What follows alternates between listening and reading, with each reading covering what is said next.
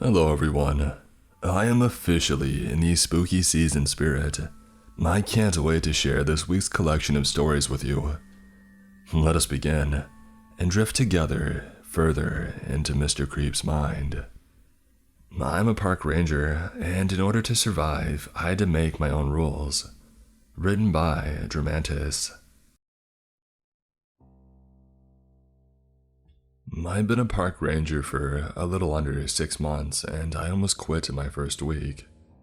You see, I've always preferred being in nature as opposed to the city, mostly because I enjoy the quiet, and when I was a kid, watching Crocodile Hunter and other nature conservation shows and stories.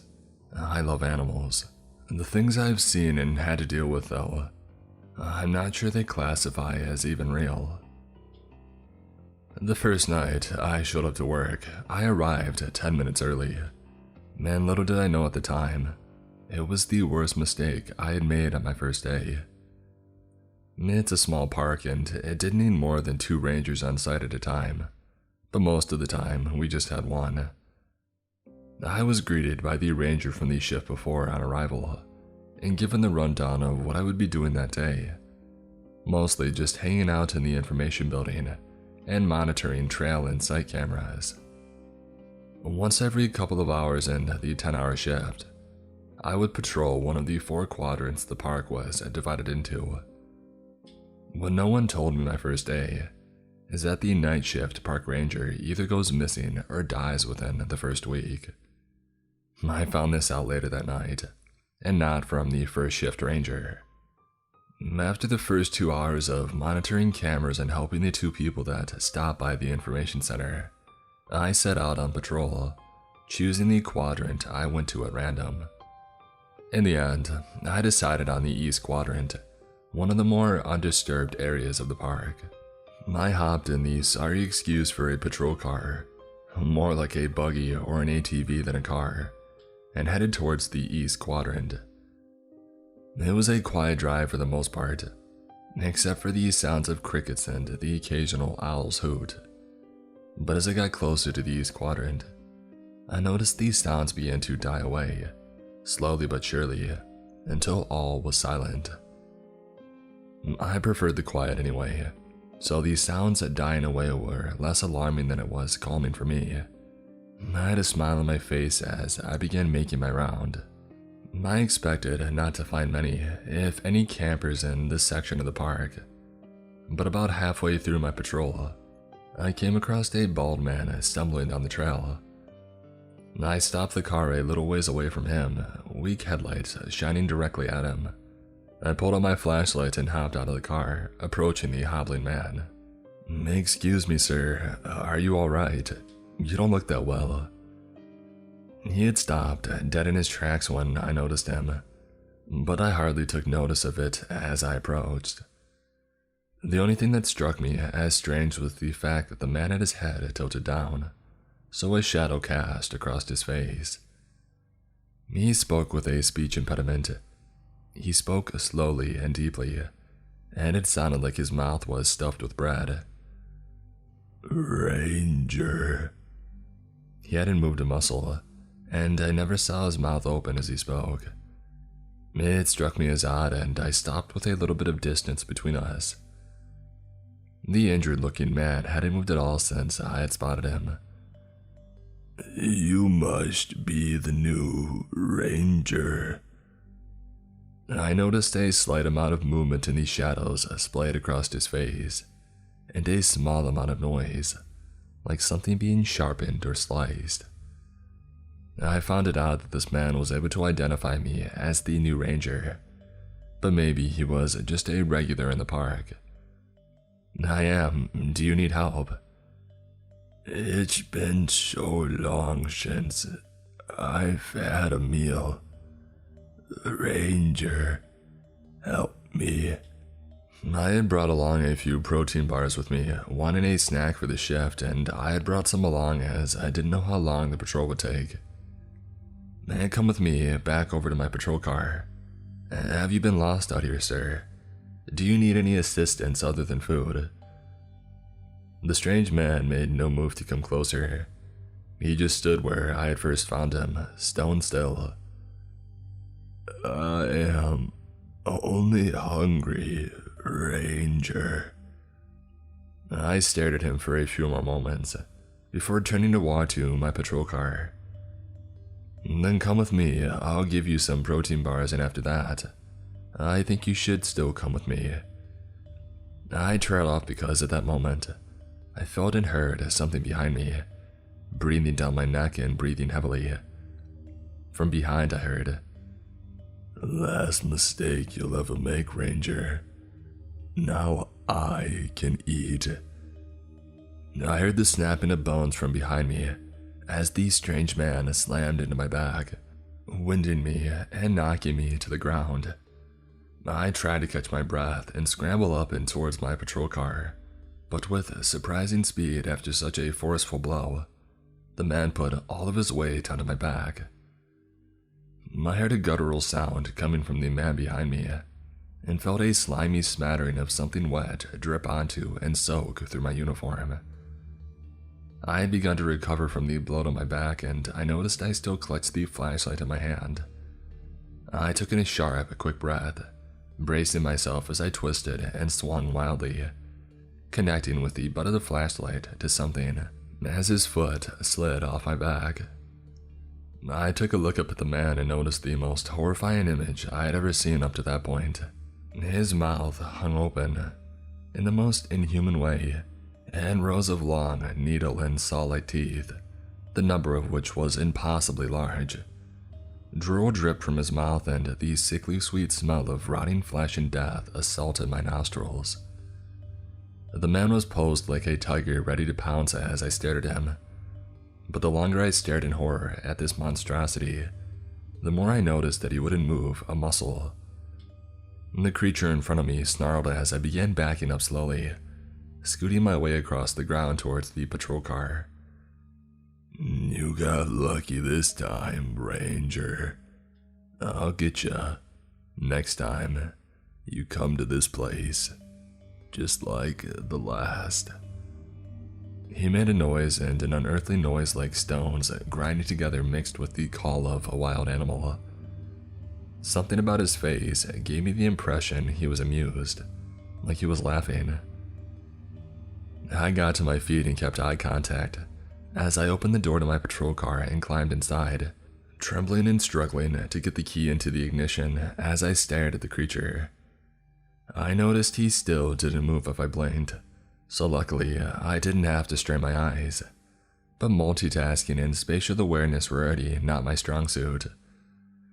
I struggled for another 5 minutes before starting the patrol vehicle back up, and I slammed my foot on the gas pedal, swerving around the man and trying to make my way around the circuit to get back to the information center.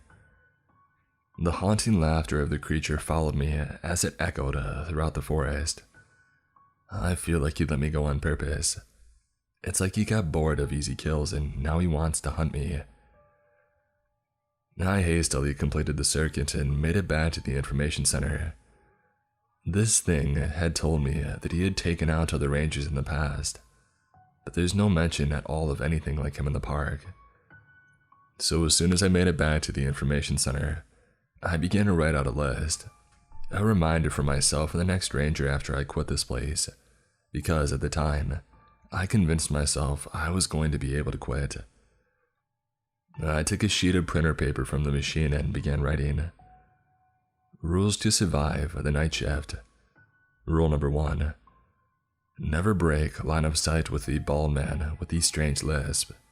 If you do, pray he lets you go. The prison I work in holds no prisoners. It's pretty weird, yeah. The only time I get to see them is when they arrive. The guards have to stand in a line facing the new inmates as they head into the prison, never to be seen again. I don't know what's weirder, the fact that our prison doesn't even have a name, or that we never see the inmates at all. Not to mention, some of their sentences are pretty harsh considering what they're being convicted for. All the prisoners are on death row, however. We're not in charge of giving the executions. That's the job for the warden himself to deal with. When you hear death row, you usually think the worst of the worst. But these prisoners' bad deeds range from gambling, intoxication, over-smoking, and sometimes for some reason, infidelity. That's right, some prisoners are put on death row here for that. Every part of the prison is completely divided via airlock doors that need administration's approval for entry and exit. So, if you want to make it to these cell blocks, you need to radio in with them. And yes, there are airlocks for the men's and women's bathroom each. All prison personnel are not allowed to be in the same parts as the prisoners. So, if they're in the cafeteria, we can't be in there or in the kitchen either. If you fail to finish your duties, let's say cleaning in time, you're getting a reduced pay for that week. And if you ever wind up in the same areas as the inmates, you're considered dead and a letter is sent home to your loved ones. It's really backwards if you think about it. The inmates who are on death row practically have ample opportunity to escape at literally any point they want to. I mean, it's not like the guards can do anything about it, because we literally can't. But our job isn't to think about that. Our job is to make sure nobody gets in or out. I don't know, and personally, I don't want to know. I've seen the stories in this place, how people's curiosities and attitudes lead them towards a life of torment and pain. I have seen and heard all the warning signs to know that not some, but a lot of things in life are better left unknown rather than anything else. So I never questioned it, never gave it one thought in my mind in my 15 years of serving this prison, and never ever did the unanswered question ever consume me to the point where I just had to know. Unfortunately, I couldn't say these same things for one of my work friends. His name was Sebastian. He was in his mid-20s, was an idiot and therefore was always curious. He told me that his dream job was to work for NASA or SpaceX, or any company studying space. He always loved learning and loved talking about education. That and the weird prison that we worked in. I think it was about 2 years of working here that he completely broke and decided to do some investigating on his own. Reception, administration, the warden. Not even some guards were willing to say anything to him. And eventually, all of his pent-up curiosity was finally answered to him with his death. It was 11 p.m., the time when all the prisoners were asleep. I was on the night shift, making sure everybody besides some guards and janitors were off the site. Sebastian wasn't supposed to be on site today, so I was pretty surprised to see him there. He was very distinguishable from the other guards. What with his baby blue eyes and his almost perfectly white hair, not to mention his under-average height. I asked him, "What the heck are you doing here?" Sebastian stammered, just doing some overtime."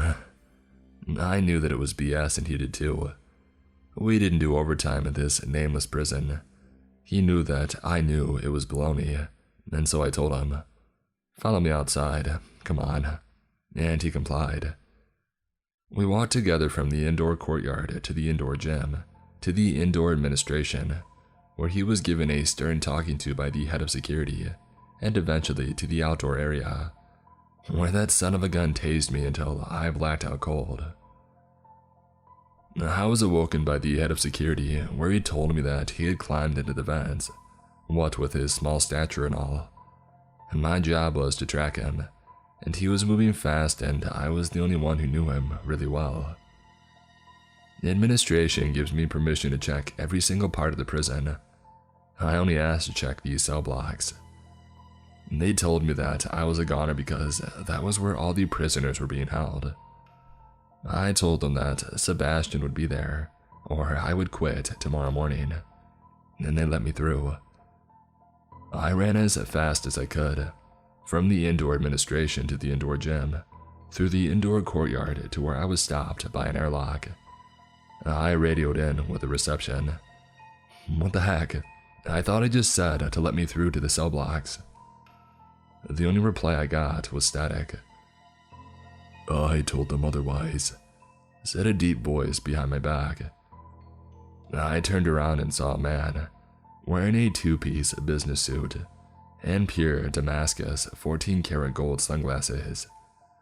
He had no face, no ears, no nose, no hair, and his skin was pure gray. He was the warden. I need to be let in here. He's going to be considered dead, but I can still save him. He ignored my statement, walked over to me, and said, "Do you ever wonder what we keep in here? What kind of sick and twisted things are stored in this prison with no name?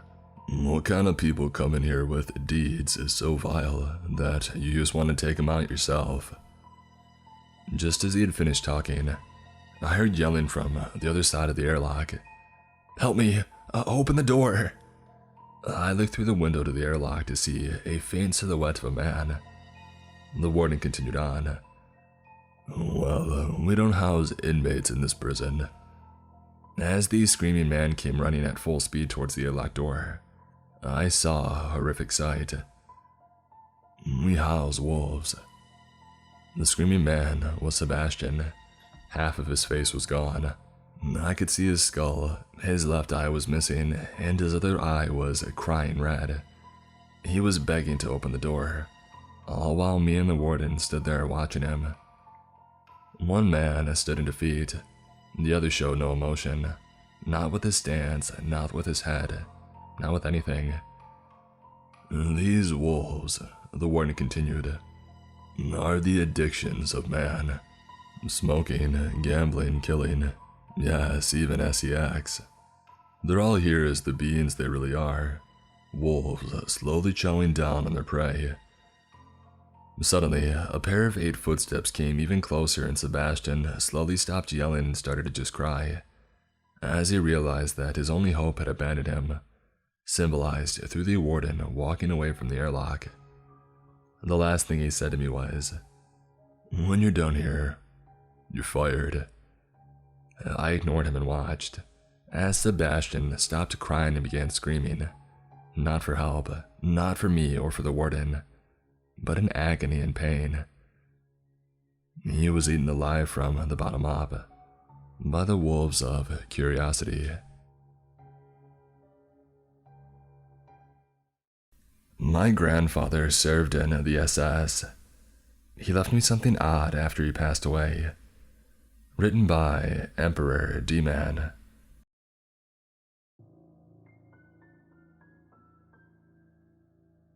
Okay, to preface, it's a well-known family secret that my maternal grandfather, Gramps, served in the Waffen SS during the Second World War. He was wounded in action and still has his wound badge in silver for his lost 2 fingers. In the 50s after the war, he moved to America. He worked in Pontiac at a General Motors engine plant for 40 years. When he retired in 2001, he was a true American. He owned a nice house in the suburbs that he gave to my mother as a wedding gift. He owns a big property up north where he hunts and fishes, and he drives a beautiful old 66 Corvette. He passed away last week from acute lung cancer at the ripe old age of 97. He never smoked a day in his life, but they say a lot of veterans breathed in a lot of bad stuff during their service, so I guess it wasn't too surprising. I was always pretty close to Gramps, so I got a little bit of a surprise in his will. He left his daughter and only child almost everything that he owned. However, his oldest grandson, me, got the key to a safety deposit box that no one knew anything about. An old man with a limp whom I had never met before introduced himself at the funeral after the service and the will reading. Our conversation went something like this. "You must be Lewis's grandson, David, am I correct?" "Well, yes, who might you be?" "My name is Jonas. I knew your grandfather for quite a long time," he had said with a smile. He looked to be maybe 60, and he had a thick accent. I couldn't place it, but it might have been German. "Well, it's nice to meet you, Jonas. What was it that you wanted to speak to me about?" His entire demeanor changed from one of kindness to a simple, cold determination. "I'll be blunt. I know what you're going to find in that safety deposit box, and I don't think you want to be wrapped up in it." He reached into a pocket and withdrew a thick envelope. "I believe this is more than enough fair compensation. 5,000, and all I want is that key." What had seemed like a genuine concern from the older man at first had rapidly turned into something sinister. His offer had seemed more than a little forceful, and despite his strangely small stature, I found myself more than a little intimidated. "I'm sorry, but my grandfather wanted me to have whatever's in that box. 5,000 just isn't worth disrespecting my grandfather's final wishes." His expression darkened considerably then. "I'm afraid you're making a mistake, son. A grave mistake." And with that, he had turned and left the building. The whole event had seemed almost like a movie scene more than real life. I knew my next step was to investigate the safety deposit box. Maybe Jonas had been a friend's son from back in Germany, or maybe he had been some kind of guy trying to get my grandfather's gold or something. I didn't know the whole story at the time anyways. The bank let me in with no issues, and when I entered the vault, I discovered the key opened a tiny little box numbered S32. As I opened the box, a hiss escaped from the apparently sealed container. The rush of air smelled like old paper and a hint of rust. Inside the box was an original copy of the Mein Kampf. I'm not sure what I expected, but it certainly wasn't this. As I lifted the book out, I found it to be in excellent condition, no worse than a paperback at the public library. I flipped the cover open and found a small note written in what I assumed to be German on the back of a little photograph. It was extremely faded, but it depicted a man in a black uniform leaning up against what looked like a small artillery cannon. Maybe Graham's, but it's hard to tell. I stood, scrutinizing the photo for long enough that the security guard at the door eventually asked if I was alright. That snapped me back into reality. I turned to leave, and as I was walking past the guard and out the door, I heard a little clatter. I turned around to see the guard picking up the safety deposit box key. I checked my pocket and found my key was still there, so the guard offered me the key. "This fell out of your book," he said flatly. I took the key and read the tag. S33. On a whim, I walked back to the wall of small deposit boxes and I opened up S33. Another rush of air, another faint scent of old paper and metal. Inside this box, however, I found a small, leather-wrapped journal and a little cardboard sleeve with what looked at first glance to be a booklet inside. As I inspected the journal, I felt a hand grab my shoulder firmly and I spun around. "Sir, your 15 minutes are up. It's the next guest's turn in the vault. You can take anything or leave anything that will fit in the boxes, but we will need you to move along now." After briefly catching my breath, I tucked the books into my satchel bag and locked the 2 boxes, and then I walked out after the guard. I did my best to translate the little note when I got home. It turns out that it wasn't written in German at all, but rather Finnish. The note read, "Louis, SS Pasenjäger Battalion 6, Nord, in redacted, winter 1942. I flipped through the entirety of the book, and there were a lot of writing in the margins. I'll probably translate that for you all later if anything proves interesting. In the back, I did find a small slip of paper. It had some sort of rune shape on it. It looked like 3 lines crossing each other like a snowflake. I wasn't sure what it meant, but it somehow felt sinister, though that might have been the terrible book I was holding.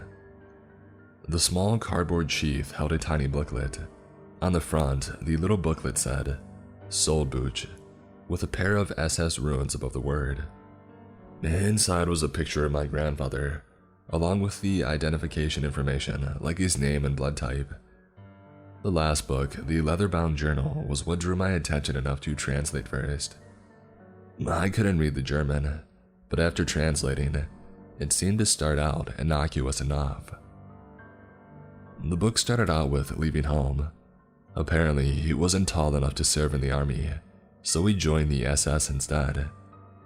His unit was sent with the army to invade Norway, and he almost killed a British soldier there. According to his journal, his shot missed only because he was shivering from the cold, but I would like to think that maybe he didn't want to really kill anyone.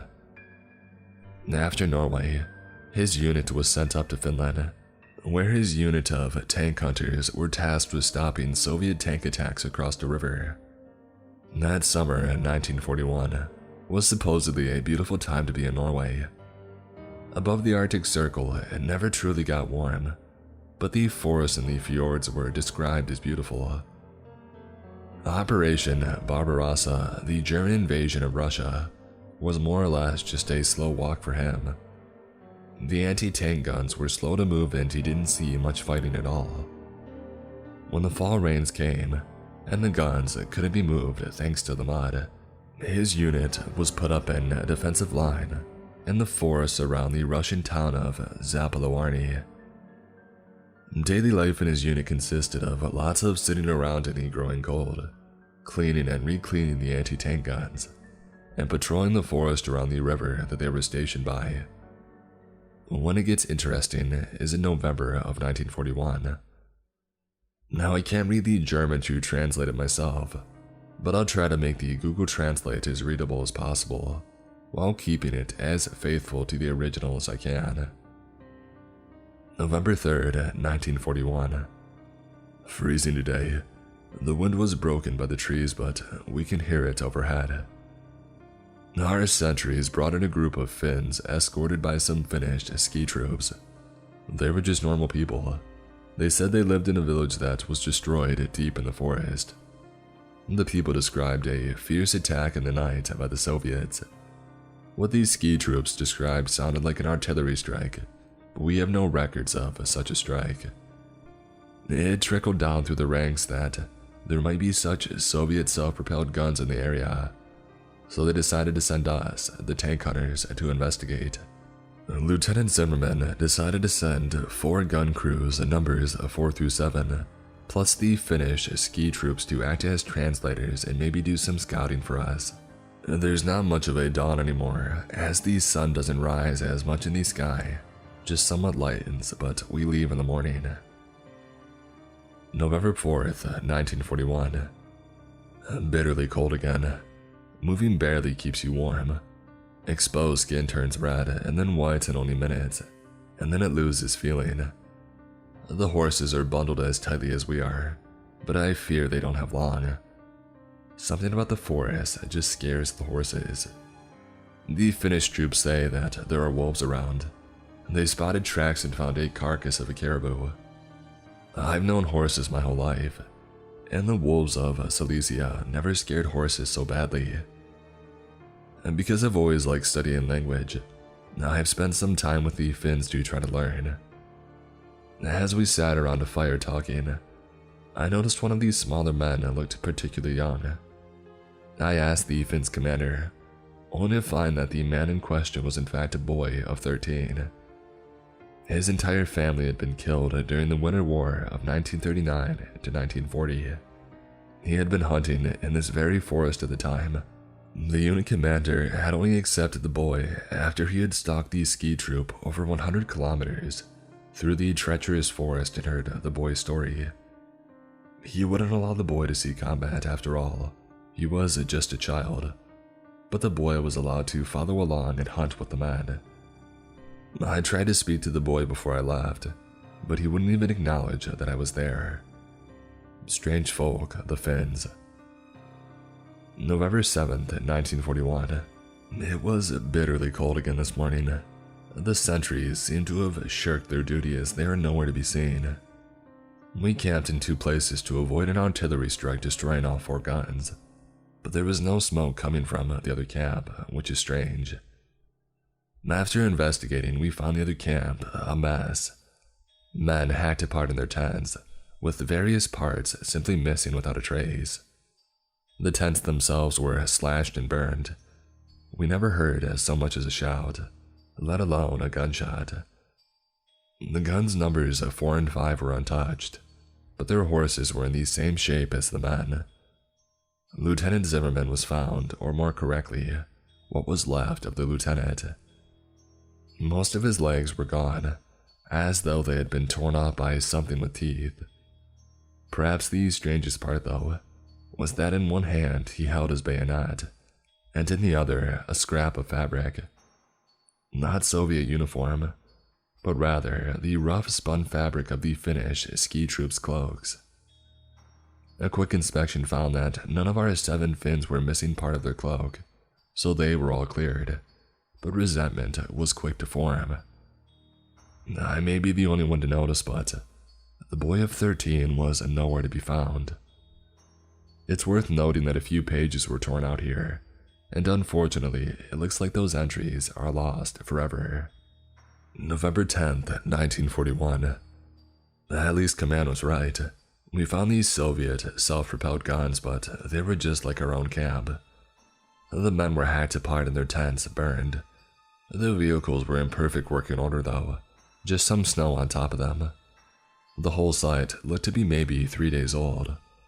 Plausible enough that it might have been attacked around the same time as our past campsite was, though it must have been a different group of Finns, if indeed it was Finns that did it. We got 2 of the 4 things running. We all have dozens of gallons of petrol on board, so we think we can drive them around 100 kilometers assuming no breakdowns. It'll be nice not to have to walk for a while. The second lieutenant decided to put me in charge of one of these Soviet tractors. We hitched up our gun at number 6 and got my crew on board.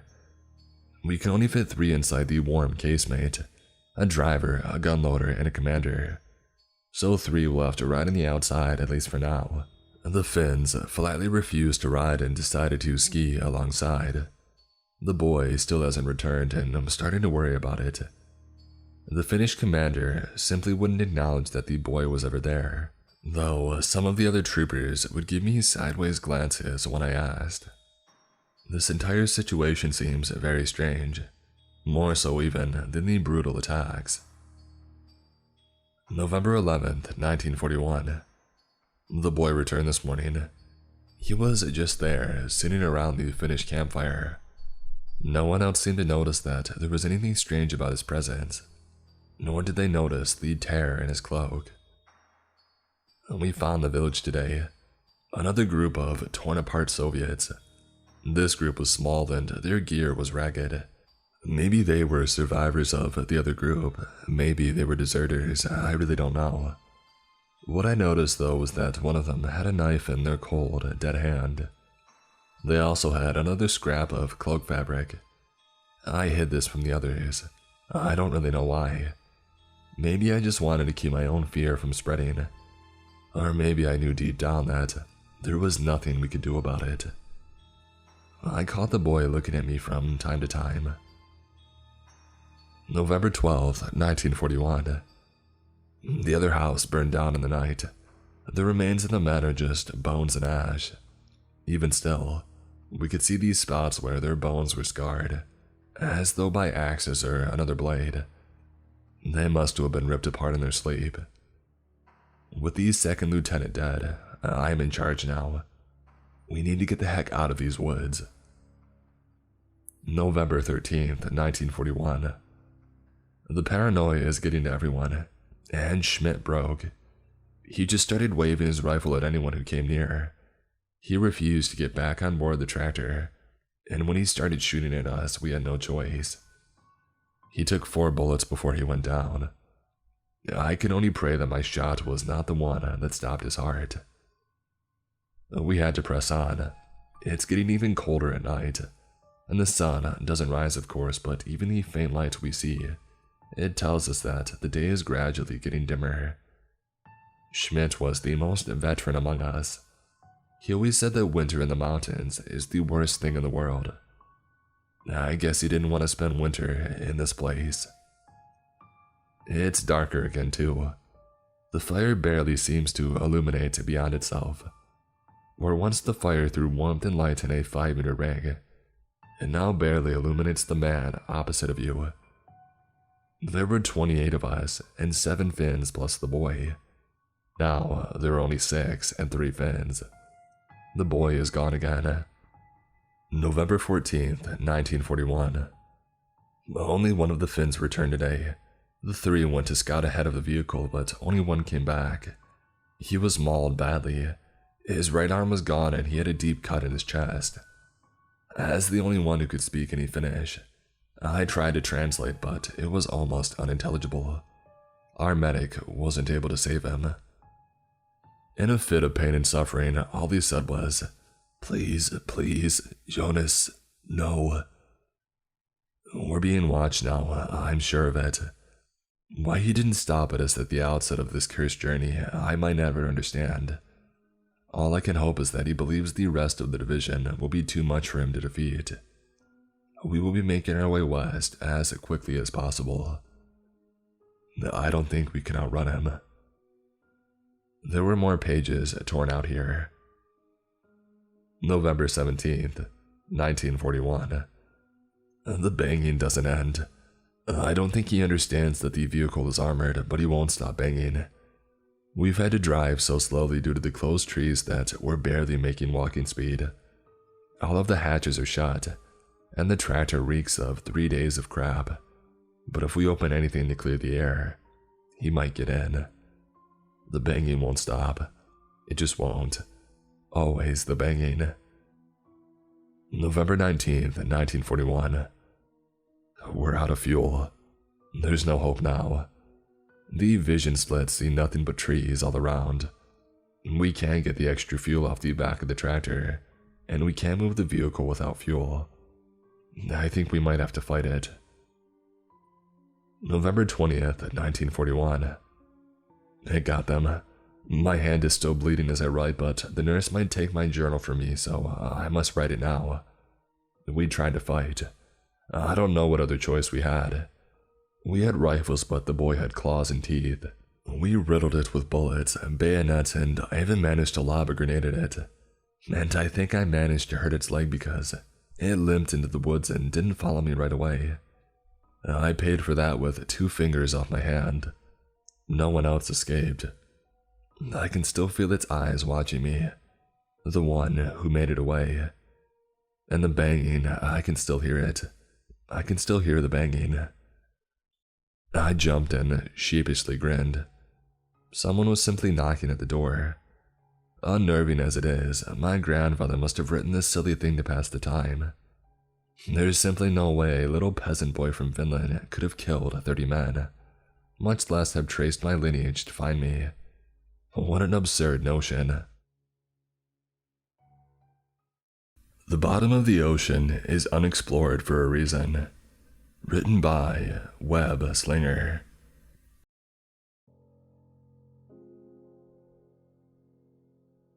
I have been technical diving for the better part of a decade. Something about the ocean and all its unexplored wonder has always drawn me to the deep. An entire uncharted alien world lurks just beneath us, just waiting to reveal its mysteries to those daring enough to take the plunge. I guess you could say that diving is my passion. It has been my entire adult life. Now, I can't even bring myself to go near the deep end of the pool without having a panic attack. It all started when one of my best buddies approached me with the idea to go on a little excursion. Todd had a fairly formidable boat that he had carved out a living with by engaging in, let's just say, less than legal activities. Anyway, some reputable character that Todd helps move cargo into the country had told him about a cave several miles off the coast of his own country.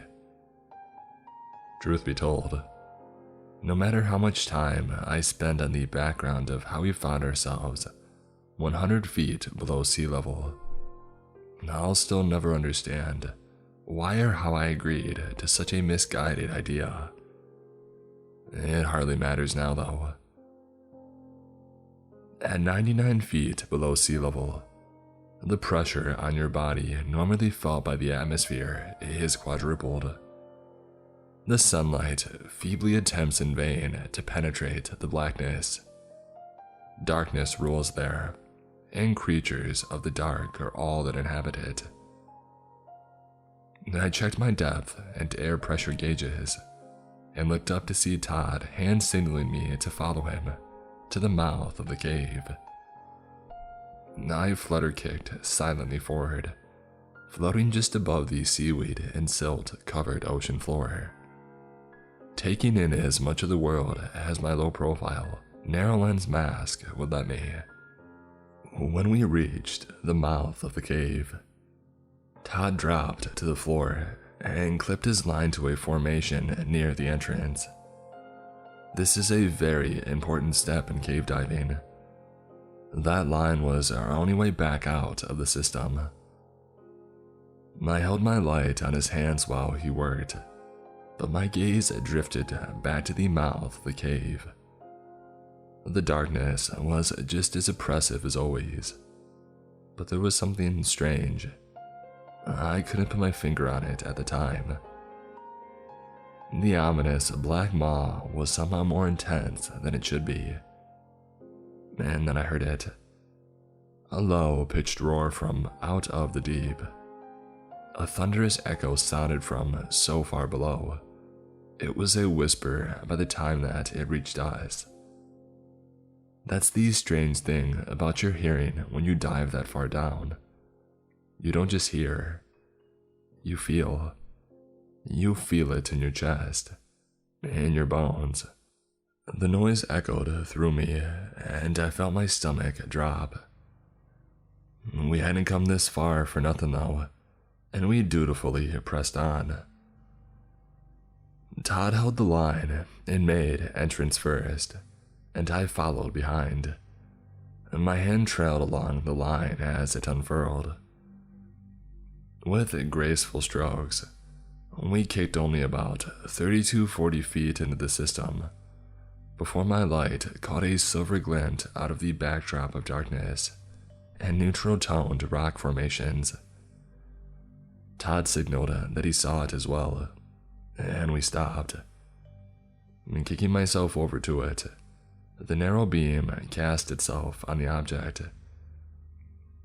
The eerie silence was broken only by the soft, rhythmic beat of our exhales as they bubbled up to the roof of the tunnel. The glint revealed itself to be a scuba tank, half buried in the silt. Many cave divers bring along spare safety rigs. The last thing you want when you're 100 feet down and close by a rock ceiling is to run out of air. But who would leave this behind? We clipped it off to our line, with the intention of taking it back with us when we made the return trip. Delving deeper into the system, we came across our first fork. Todd signaled to me. He was asking which way I thought we should go. My light panned back and forth between the two tunnels. It was smothered by the abysmal nothingness, no more than 10 feet ahead. The ever-present pressure continued to squeeze me, like a python coiling around its prey. It was oppressive. I felt a slight current brush the cold, dark water across my skin. It came from the left tunnel. I gestured to the left, and we continued our exploration. We were 110 feet deep here. Even as an experienced diver, the pressure became taxing. Several kick paces in, something caught the focused beam of my light. It was unnatural. It stuck out like a sore thumb among the rocky stalagmites within my narrow beam of vision. I gracefully kicked over to it, careful not to stir the silt at the bottom of the cave floor. Once stirred, silt takes a considerable amount of time before settling again, more time than the air tanks afforded us. If I thought my vision was limited before, the silt storm would mean complete and total blindness. Reaching my point of fixation, I settled and focused upon the thing that had caught my eye. Pulling it from its sunken place in the sand, I found it to be the diver's slate.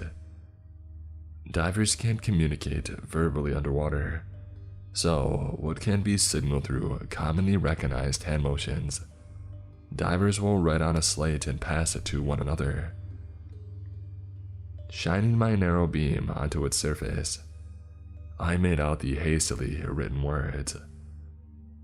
Size, refrigerator, smooth black skin, dolphin-like but some humanoid features, opposable thumbs.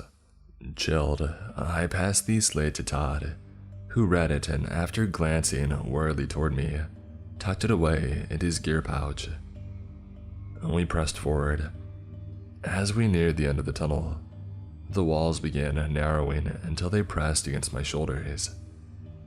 At one point, it became so narrow that I had to remove my tank and pass it through the opening before trying to slither through myself.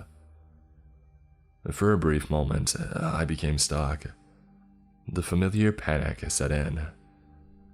I took several slow breaths to calm myself, and then I exhaled every bit of air in my lungs, and at last managed to become just slender enough to barely push myself through. On the other side of this obstacle, the system opened up. We found ourselves on a small ledge that dropped off into a large chamber. Shining my light around the perimeter, I noted the horizontal boundaries. Turning my narrow beam down toward what should have been the floor of the chamber, my light was snuffed out by the overwhelming blackness. To this day, I have no idea how impossibly deep it could have stretched. I settled down to the bottom of the ledge to peer over the edge. The moment that my knees touched the sand, I realized my right knee was landing on something hard. Reaching into the sand, I grabbed it and pulled it from its burial place. It was a video camera, clearly a high-end one too. Whoever had made it this far before must have wanted to document their expedition.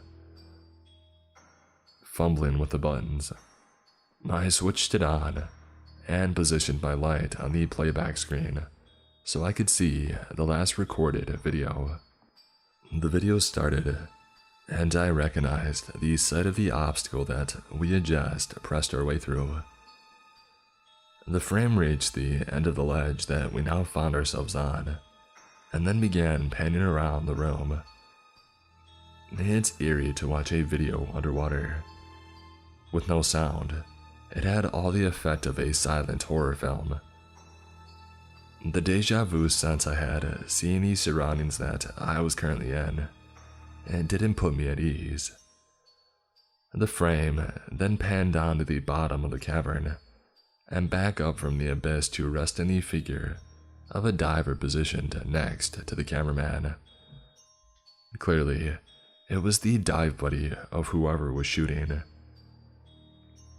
The diver in the frame looked toward the camera, when suddenly, a strange, dark figure shot across the frame and out of view. At first, the diver appeared just as he was a moment before, and then he clutched his throat. He clasped both hands to his neck, as if he was choking, and then wisps of dark red stretched out from around his grip, like malevolent fingers spreading their reach across the dark water. The figure rocketed across the frame again, from a new direction and out of sight.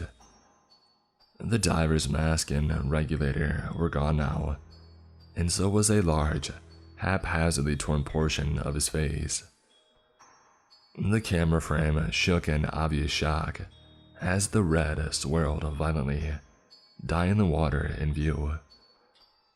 The still, twitching body floated limply forward until the figure rocketed by again, and it was gone, dragged down into the black.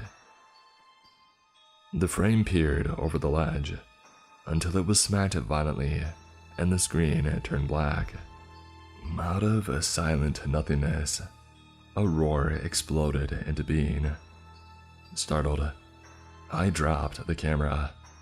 To my left, Todd, in a clear, panicked motion, pointed for me to go back the way that we came.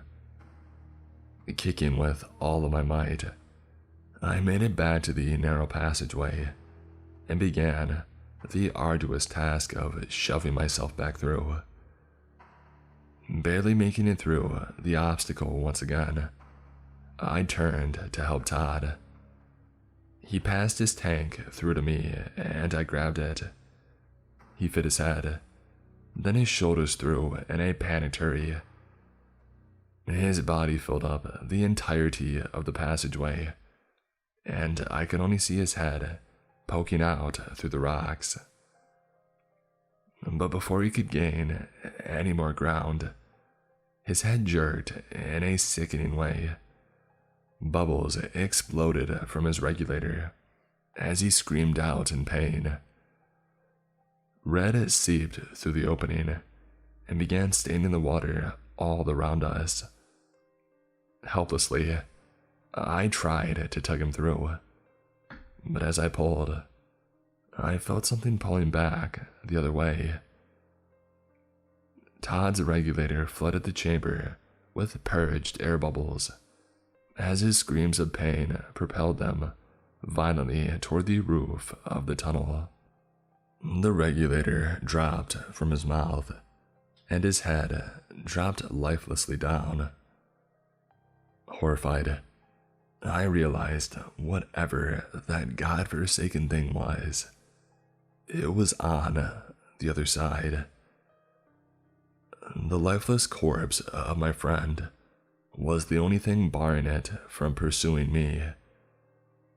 The aquatic roar sounded loudly as more red poured into my side of the obstacle. I realized that this was my chance, my only one. It is with shame, I have to admit, that I left my friend there so that I would have time to make my escape. My heart pounded as I swam with all my might to the mouth of the cave system. Foolishly, I made an emergency ascent to the surface, not even stopping to decompress. It was worth the risk of the bends, just to get the heck out of that freaking water. It's been a month since then. I finally recovered from the bends after spending what felt like forever in a hyperbaric chamber. I can no longer bear the thought of swimming, let alone diving. I can't even explain why. All the proof I had of that wretched thing is buried in that cave with the body of my friend. I couldn't keep this to myself. I barely cling to my sanity as is. I had to tell someone. Somehow. So I'll post it here. Hopefully this will be a warning to all those seeking the mysteries of the deep.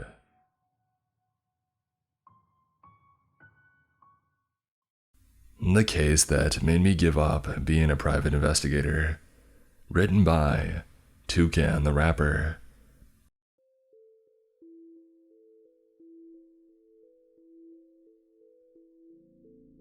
I'm putting this up here because I want to keep it separate from my other case files. You'll see why. For now, just know it didn't feel appropriate keeping it with the endless logs on cheating spouses and tracked down runaway teens. I'll level. I almost didn't type up this file at all. I nearly burned it. I would have been more than happy to pretend the following never happened.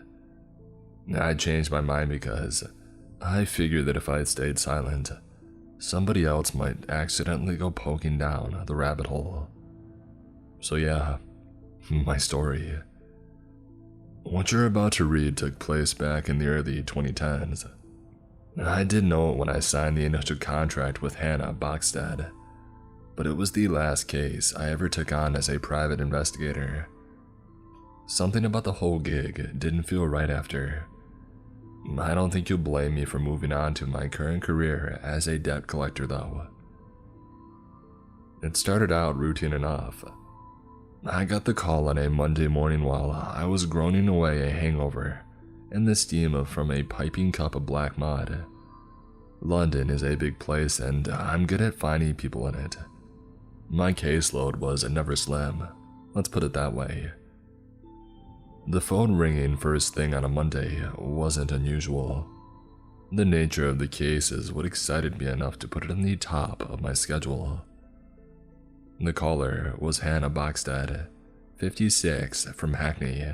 The case, her son Ian, namely, what the London Metropolitan Police weren't telling her about how he died. Hannah didn't agree with the MET's verdict that Ian died by his own hand. When she came to my office that afternoon, she brought screenshots of private conversations, screenshots containing her son's plans, dreams, and hopes from the future. The most recent of which was around booking a holiday, written a few hours before his allegedly self-inflicted death. Alone, these would not have led me to suspect I was dealing with anything other than a grieving mother in denial.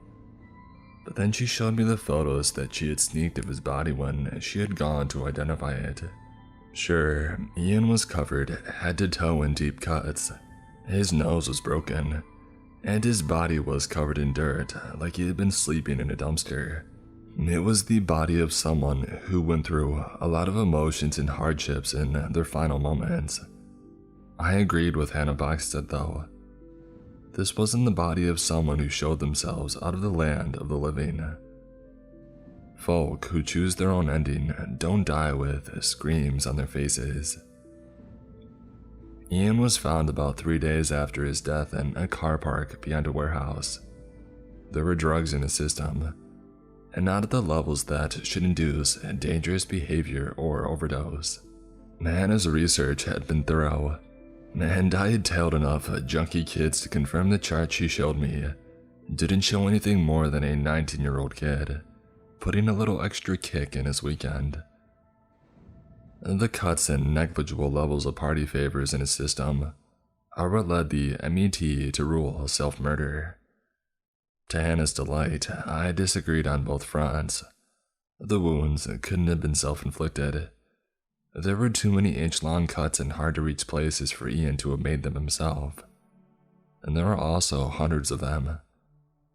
He would have passed out long before getting to the 2 fatal wounds.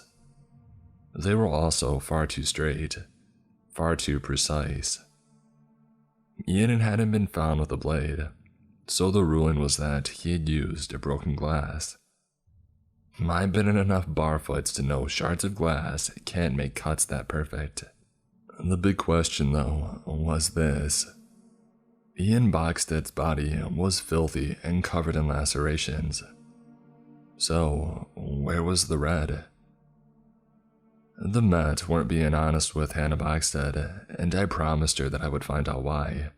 It's a shame that once I had to start being dishonest with her too. Not because I'm a liar, but because I couldn't risk her digging any deeper. My first stop was the possible crime scene.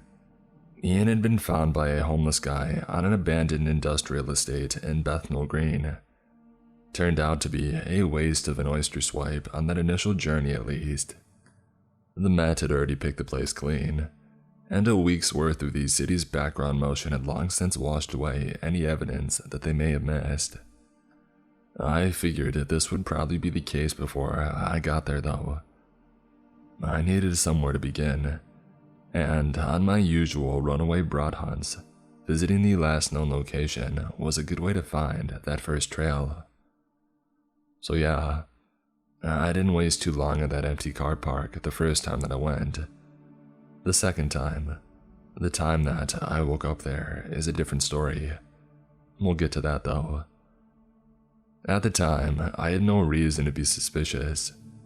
I did have a need to send some photos that I had taken from my phone to Hannah Boxstead though. More to show her that I was already on the case than anything else.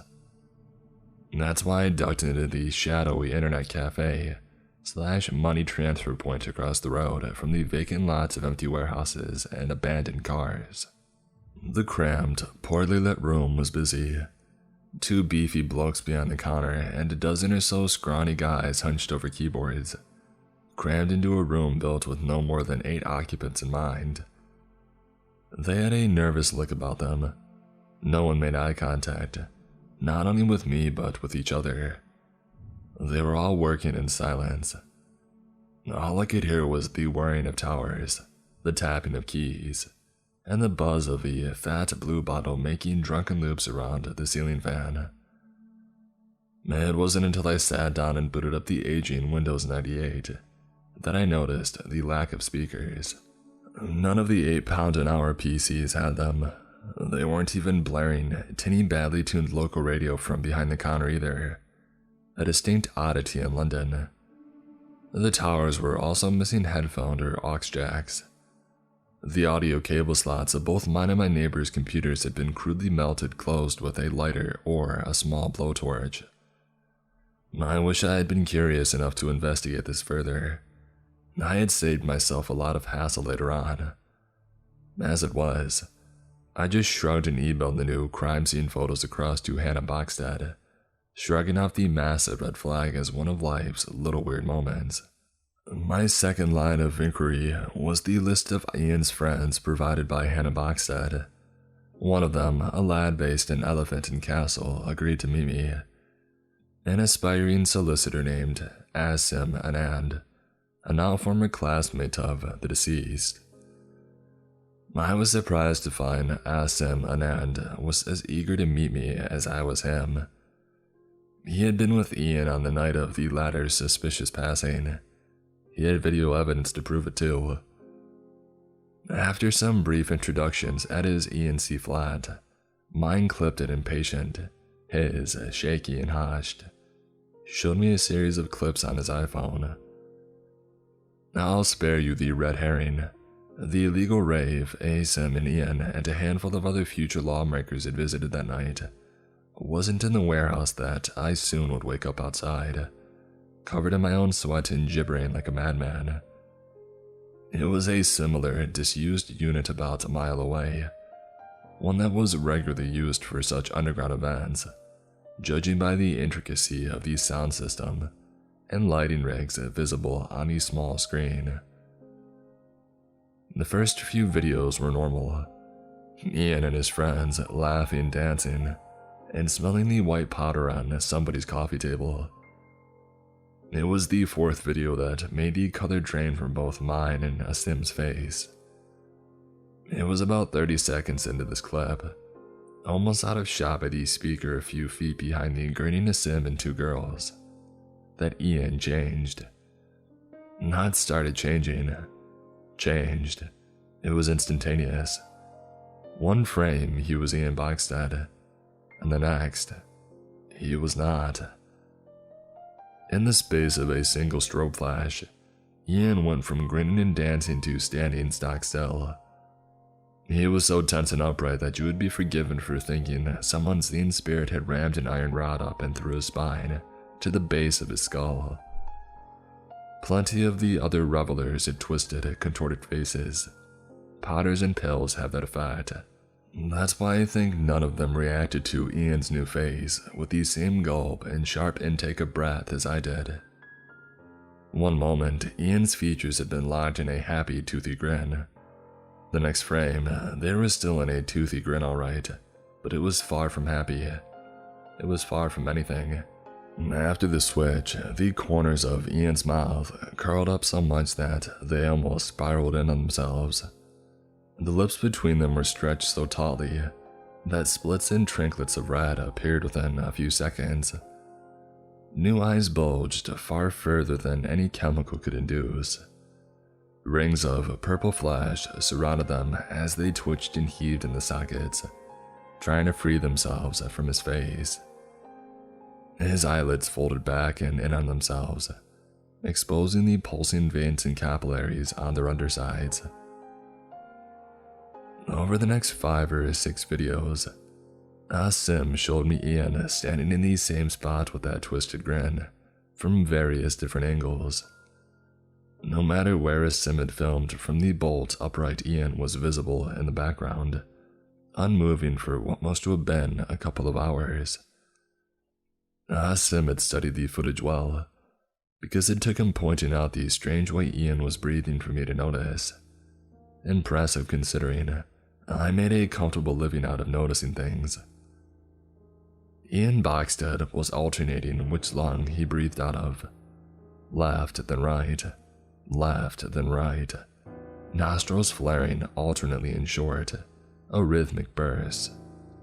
He stood there, leaning to and fro slightly as the opposing halves of his chest rose and fell like a seesaw, right until the final 2 videos.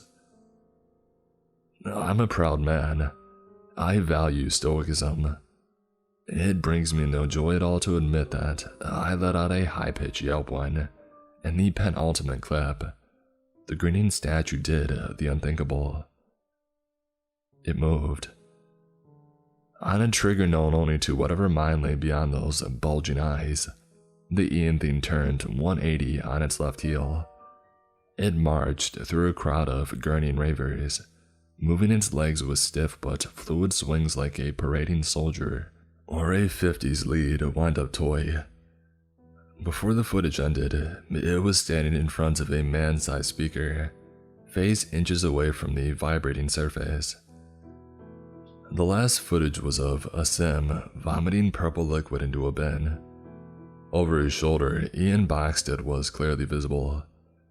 He was pushing his head into the speaker with such force that his skull rattled violently. He held it there for a full 5 minutes, until dark streaks started to pour from his ears and pull at his chin.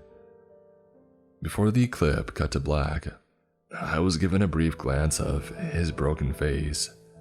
The curled grin was gone, the nose was broken, and the red from the flesh wound was mixed with confused tears. Ian had vanished after that. Sim agreed to send me the footage on the condition that I never contacted him again. He was very clear that he had only reached out to me to pass the torch, so to speak. He wanted out. I should have followed his example. In hindsight, bad. I uploaded the clips to YouTube when I got back to my office and I took a nap. This is actually a pro-gamer move in the world of private investigation.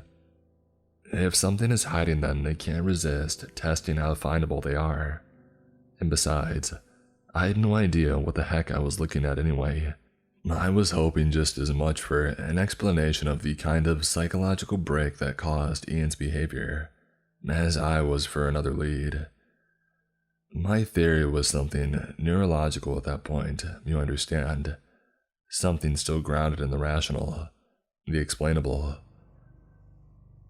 When I woke a few hours later, I still had no explanation, but I did have another lead. Among the hundreds of cries of fake which protected my montage video from a takedown, there was one that offered a glimmer of hope. Well, what I thought at the time was hope. What was it that the Red Squid guy said in Star Wars? Anyway, one commenter left a lengthy response urging me to reach out. The poster claimed to have witnessed the exact same thing at another nightclub a few months prior, and had a video to prove it. My mind began racing with visions of me on the front page of the papers, the hero that exposed the dangerous new high-killing London's youth. I couldn't reply to Speaker Rider 81 fast enough. I fist-pumped when he responded in 5 minutes to tell me he lived so close that I could be on his doorstep in about 10 minutes. The journey was short but not simple. The blackberry root planter took me down alleys and side passages that I hadn't known of before, despite living in the area for over a decade. The ruckus of the main roads dimmed into quietness with each turn. The amber haze of light pollution that I associated with civilization, less and less visible on each new, unfamiliar street. My phone assured me the journey had indeed only taken 10 minutes by the time that I had reached the right row of terraced houses in the maze of terraced houses. It felt a lot longer though, and my legs ached to prove it.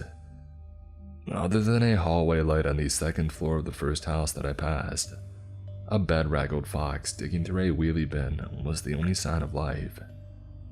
I shivered, despite the night air not being cold. Speaker Rider 81 lived at house number 12 on this suburban street. When I knocked on the red wooden door, despite no lights being on in this house either, I found it unlocked and swinging open on a single light tap from my knuckles.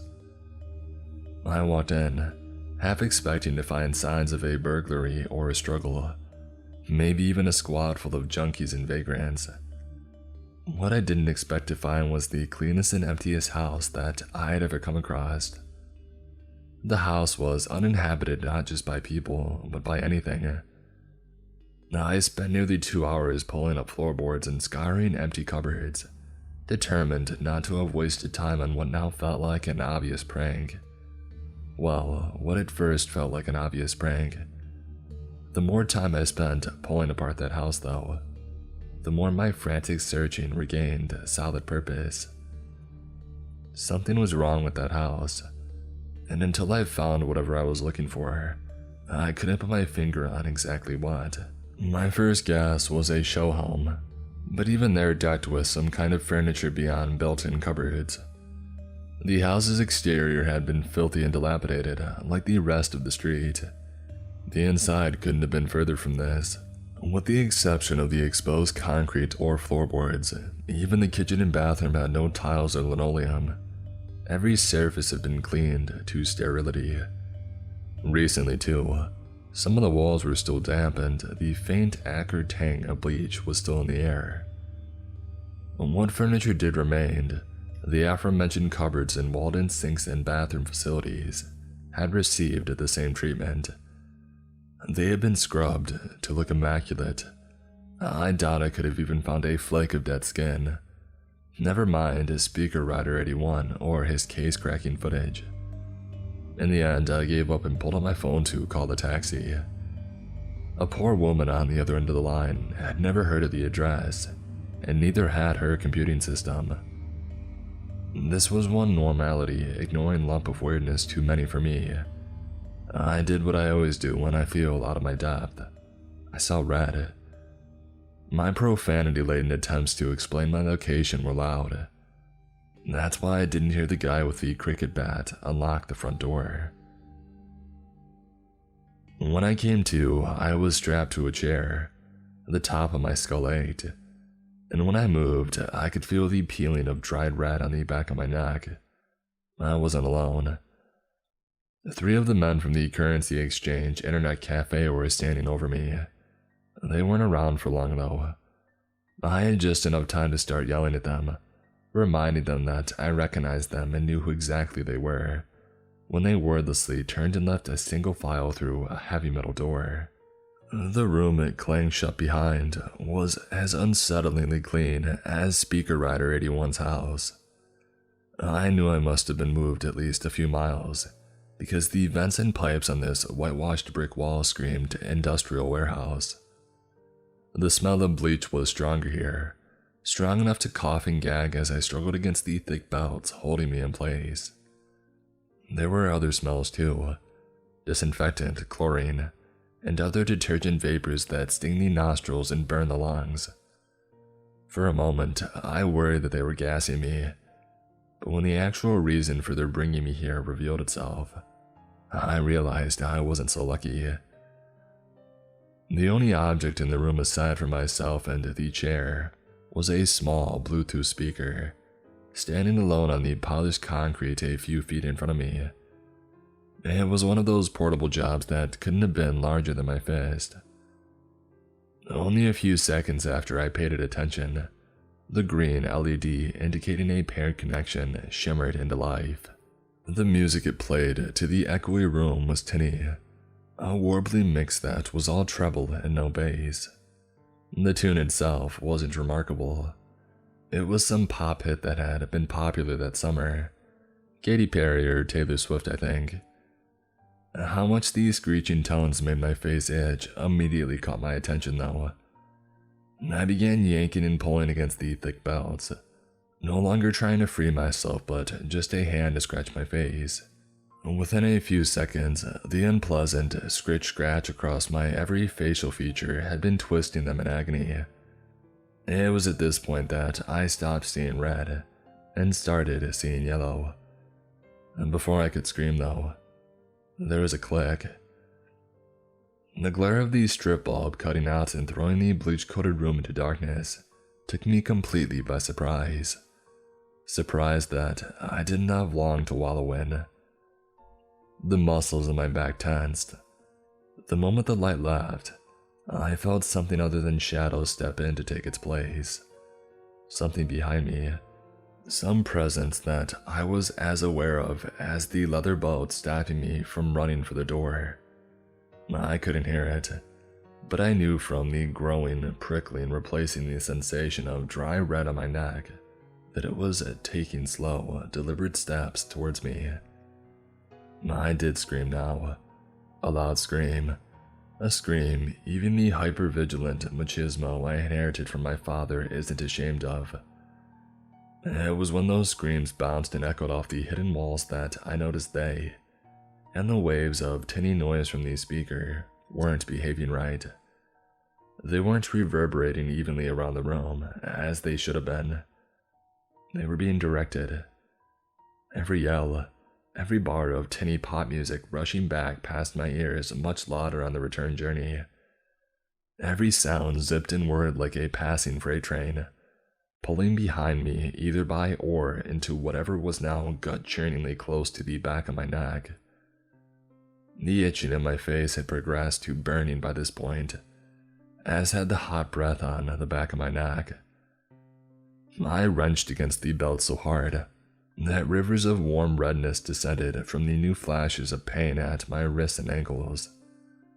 My yells, pleas, and screams were all stuck behind me, whooshing past my ears and vanishing without echo or reverb. The scalding breath moved up to behind my left ear. The corners of my mouth felt more and more like they were soaked in acid with every inch it moved. I must have still been screaming, but I could no longer hear it. The barrage of sound ripped through every bone and ligament of my body, crushing and squeezing them with an intense pressure I cannot explain, nor do I ever want to be able to. The excruciating vibrations reached their final crescendo when the thing they gave form placed a clawed, bleach-smelling hand on my shoulder. Everything stopped. In an instant, the burning, the crushing pressure on my insides, and the boiling grip of that gnarled, translucent hand were gone.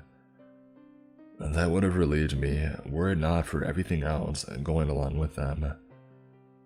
My limbs, a moment ago screaming in agony as they fought, a losing battle against leather bindings, had gone. My throbbing eyes no longer throbbed, because they no longer were anything.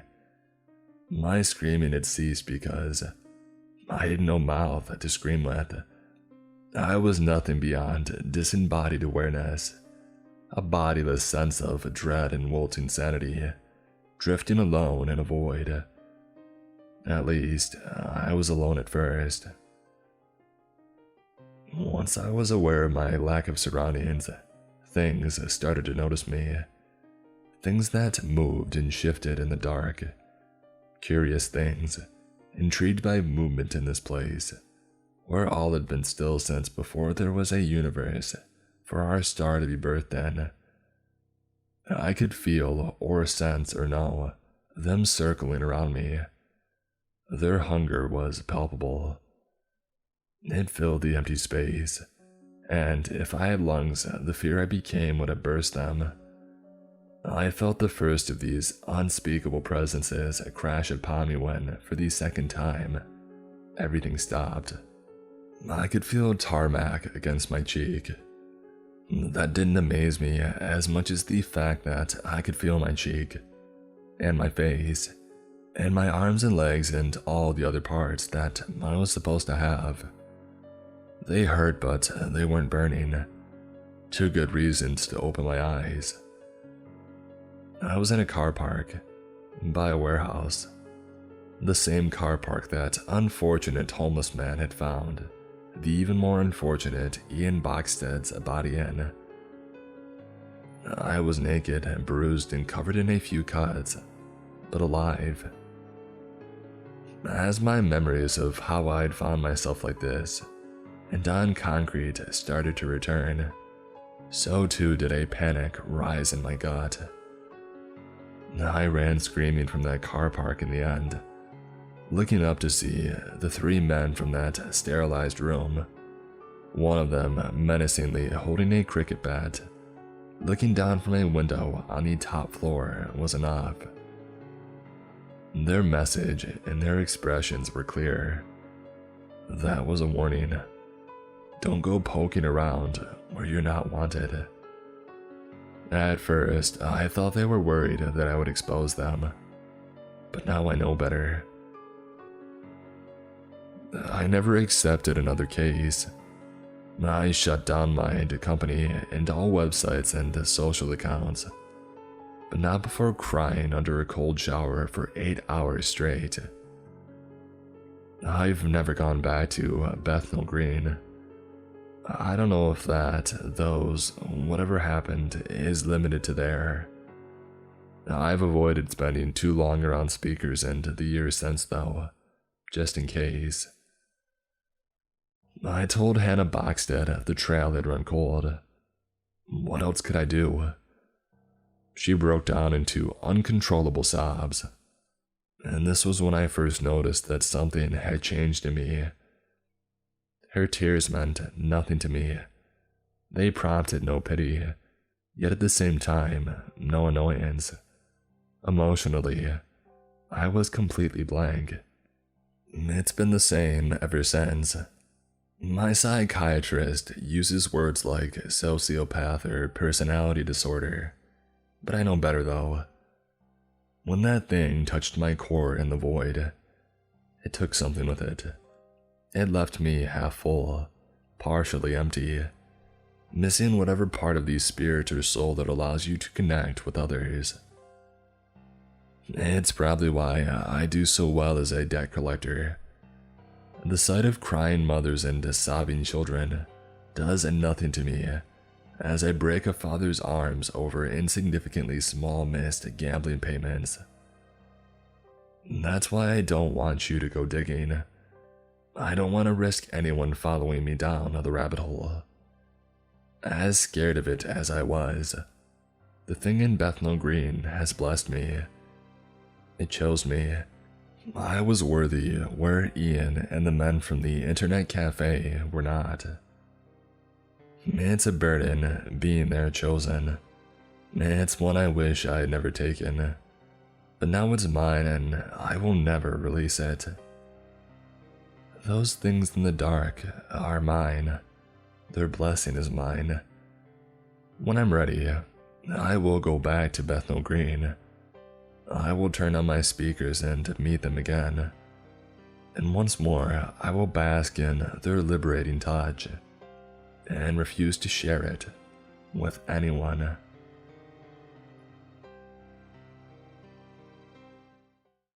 I didn't believe the rumors of the local dogmen until the girl went missing.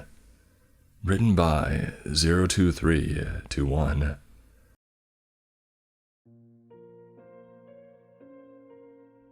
Growing up, my small town always had stories of dog-like monsters in the woods. I had thought they were stories that parents used to keep their kids in at night, or to keep them from getting lost in the woods. As I got older, I had never seen or heard anything strange coming from the surrounding forest at night. But still, At least one person in any friend group had a Dogman story to tell. I would humor them and move on to more realistic topics. It wasn't until Carrie Little went missing in the woods and I joined a volunteer group to find her that I started to change my mind about the local tales. Carrie was the definition of perfect. She got top scores in her grades and was the top player on her basketball team. She was very polite and volunteered at the church when she wasn't busy with basketball. Her family was very close with the church as well. Every event, they went all out. Her father spent every spare moment at the church. He might as well have been running the place. When Carrie didn't come home on a Friday night, it was a very big deal in our small, sleepy town. The only black spot on her otherwise spotless record was she had started to hang out with the school's outcast, Yuri. I knew his family better than I knew about hers. They lived in the middle of the woods. He walked 5 miles each day to school, his clothing worn and threadbare. They mostly lived off the land and off of the government welfare the rest of the town complained about. The family was reclusive, but didn't cause any trouble. When his mother was still alive, she went into town with Yuri. After she had passed, people saw less and less of him. When I had lost my childhood dog in the woods, Yuri's father was the one to find him. I may have been the only person in that town who didn't have an issue with that forest-dwelling family. That's why the sheriff requested I speak with them about Carrie with a deputy present. I really don't think they have anything to do with this, I said to Deputy Carson while we drove along the bumpy forest road. We've searched their place already and found nothing but she was last seen walking into the woods with Yuri. There just has to be something there. I don't think they would do anything either. I just feel like they know something, he said, sounding a bit strained. 2 days already passed. The entire town was out in the woods looking for Carrie. And the school even let the students have the day off to let them do whatever they could to help. Some made up missing flyers to start driving them to neighboring towns. And the older high school kids joined in with the volunteer search teams. Carrie was their beloved classmate. She should be getting ready for prom, not lost somewhere scared and alone. I didn't want to think the Key family had anything to do with this, but at the same time, I wanted Carrie to be found. Pulling up to the end of the road, we needed to walk the rest of the way. A few minutes into the forest and I was dripping in sweat, Deputy Carson not looking any better. Tell me again, why am I going with you on this? I asked him, huffing in the humid air. Because, Perry, if I went alone, Mr. Key would shoot me. Carson told me in a tone that implied he was suffering just as much as I was in the heat. By the time we reached the small cabin in the woods, we were both panting and nearly done in from the short hike. Mr. Key was out front, chopping wood as if it wasn't 1,000,000 degrees outside. He didn't even look at us as we arrived. Deputy Carson stayed back, suddenly interested in a pile of rotting leaves to let me talk alone with the man. Mr. Key was a large guy. A full grain beard and massive shoulders made him look like a person you would not want to mess with. Even I was a little scared of him, but I tried pushing that fear back to remember how he had found Marley before he had got mauled by some forest animal. It's pretty hot to be doing some chores, don't you think? I thought I sounded friendly. Mr. Keeve didn't even look up at me. I don't know anything about the girl. His voice was low and rough. With one great swing of the axe, he split a very big hunk of wood in half. I think I heard Carson jump at the noise it made. Yeah, there was no way the deputy could do this alone. Listen, Mr. Keeve, I might be the only person in this town who believes your family has nothing to do with this. You're not at all the type to hurt anyone. If someone goes missing in the woods, you're always the one to track them down, alive or not. I just thought maybe Yuri might remember something Carrie said that night. Anything else he hasn't told us yet. Maybe it was a little thing he didn't think important, but we just want to know that she's safe. That's all. I was rambling. Still, Mr. Kiev stopped chopping to look at me. His steel-colored eyes gave me a slight chill when they landed on me. I trusted him, but his stare still burned down to my bones. I glanced around trying to avoid it to see some dog tracks in the dirt around us. I worked as the only vet in town and wasn't aware of the family owning any dogs. If they had some, I had never seen them for the shots. Yuri has nothing to say. Mr. Kiev was still speaking with me, but I felt like the last answer was directed to Carson behind me. A hint of hope came to my stomach. Maybe Mr. Kiev would speak with me if I was alone. Mr. Kiev didn't trust the local policeman, and rightfully so. The sheriff treated him poorly.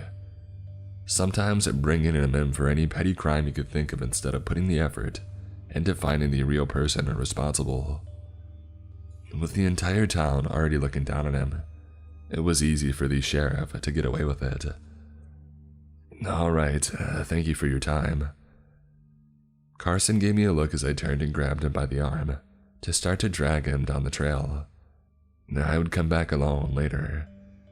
Mr. Kiev might tell something that he had been holding back, but only if the deputy didn't make a scene and left with me. Confused, Carson went along, giving a few backwards glances towards the large, gaunt man. When we were out of earshot, he spoke. Why did you give up so fast?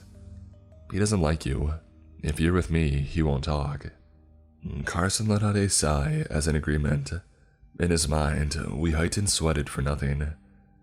I didn't tell him my plan of coming by later. He might insist that I go right back, and I knew Mr. Key would stay silent if he felt that I was working for the cops. The radio in Carson's truck was going off when we got back. He forgot all about Mr. Keeve in the woods when he picked up the receiver. A search group had found something about a mile away and didn't want to touch it until some sort of law enforcement looked it over. I jumped into the truck to go with him, knowing that he didn't have the time to drop me off anywhere. A drive and a hike later, we found ourselves in the middle of the woods looking at a recent camp. It was a small clearing with some sleeping bags, an opened can of Spam, and a tiny dying fire. Beside one of these sleeping bags was what made the volunteers call us over. Carrie's sneakers. Her and another teammate owned the same brand and size. In practice, they kept mixing them up so Carrie wrote her name on the inside of them. Everyone hoped this was a sign that she was still alive. I stayed out of the way, asking one of the volunteers to give me a ride back into town because Carson would be at the site for a while. One agreed after they had finished searching for the day, and I joined them. Just before the other deputy arrived and the volunteers left with me, I heard something off into the forest. The rest noticed me staring off in the distance, and we all became silent, trying to hear. Tense, we all listened when a soft bark came from the trees. "Is that a search dog?" one of them asked. Carson shook his head, knowing no search dogs would be in that area. We called out for the dog, and the two other men went into the woods a little trying to find it. In the end, we didn't hear any more barking, or found any traces of a dog being in the area. One of the volunteers looked a little scared. Grew up hearing the tales about the man-eating dogmen in the woods and no bet. When the other deputy came, he took statements and we were no longer needed. The news of finding Carrie's sneakers flew through town. It gave people hope on finding her soon. The day dragged on and the forest gave up no more clues.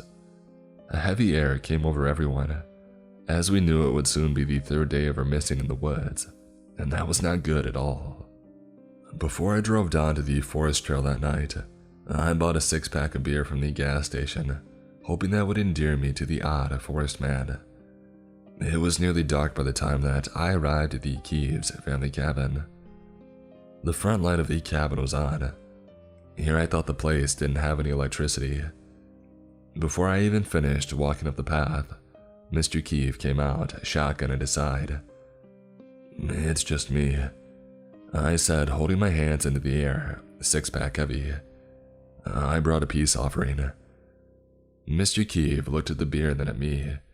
Slowly, he leaned the gun against the front door frame and summoned me over. I found a seat on the tree stump and he stood. The beer was warm but better than nothing. "Did the cops send you?" he asked straight out. "No, I just was wondering if you really didn't know anything. No one has seen Yuri either, so I don't think that he hurt her. If they ran away together, then what's the harm saying so? We just want to know that she's alright." Carrie was a perfect student, but that means a lot of pressure. There's no wonder that she would run off leaving behind all those expectations and hard work. She could be ashamed that she couldn't handle all of it, so that's why she didn't tell anyone her plan. Yuri was a good kid that would shoulder all the blame if it meant helping her out. But they were dumb kids going about all of this the wrong way. "He might just be trying to avoid everyone blaming him for her missing," Mr. Keefe pointed out. "Yeah, that might be true. He is a bit of a sensitive kid, but I can't help but feel as if you know where they both are. If you didn't, you would be the first one out in the woods looking for her. The fact you're just staying at home might mean you're sure that she's alright, or at least not out in the woods." He paused mid-sip of his beer. It was a clue that I might be onto something. The fact that he was not out in the woods, tearing through it, trying to find a poor lost girl, was clear that he knew something the rest of us didn't. The sheriff was being too stubborn to see that fact. He stood, thinking about what to say next, and I fought back a smile. Off in the distance, I thought that I heard some noise in the woods. Taking my eyes off of him, I squinted into the darkness. For a second, I saw a pair of eyes looking back at me. It didn't scare me. After all, it could just be any kind of forest animal looking at us. I heard him clear his throat and turned my head back to the man. "How many days has it been?" Mr. Keefe asked, his expression hard to read in the dying light. "3, I answered, pulse quickening with hope. He took a long sip of his beer. It looked as if he was considering something. With a small kick at the dirt, he decided to trust me enough to tell me, "Tomorrow or the next day, you'll know why Carrie would want to leave. Yuri went with her. I can't say where they are besides safe in the woods.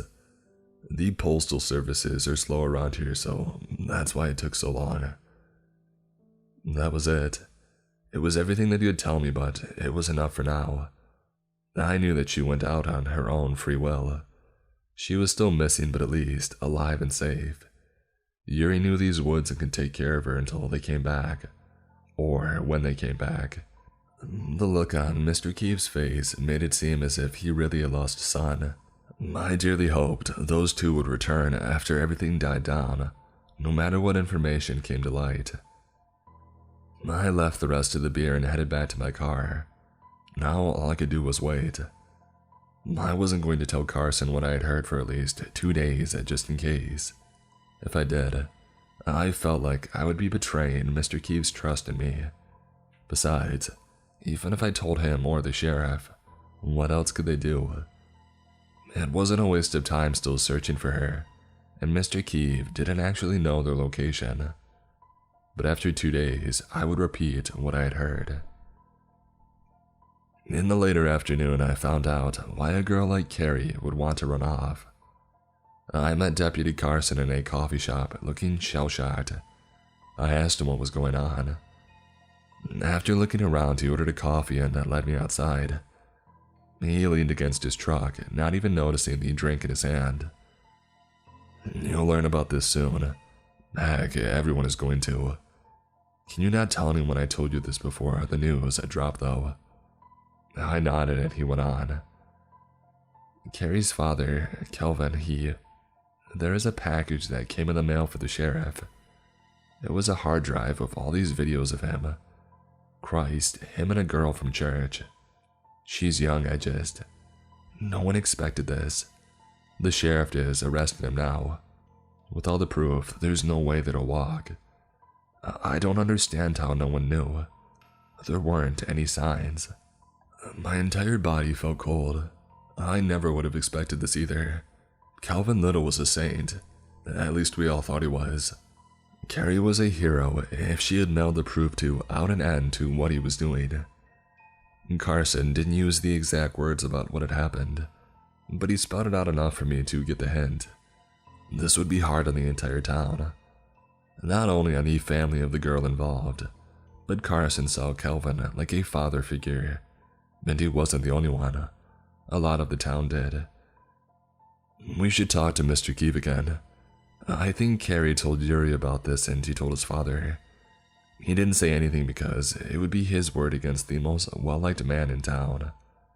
If Yuri and Carrie ran off somewhere, he might have some sort of clue of where they went. I explained. I knew that I couldn't hide what he had told me last night now. Carson nodded, looking sickly and pale. He tossed out his coffee and let me get into his truck before driving back off to the forest road down to the cabin. I felt a little like I was betraying Mr. Keeve, but the police would eventually go and see him. I stayed with Carson as he asked Mr. Keeve to come down to the station with us, and the man silently came along. Once again, standing in those woods, I felt like something was watching us just out of sight. It made my arms prickle, and I looked around trying to see whatever it might be, but seeing nothing. Mr. Keeve stayed at the station for the rest of the day. It was fairly busy with everything that just came to light. Carson would be unavailable, so I got my car and waited to give Mr. Keeve a ride back home when he was finished. The ride back to his place was a bit awkward.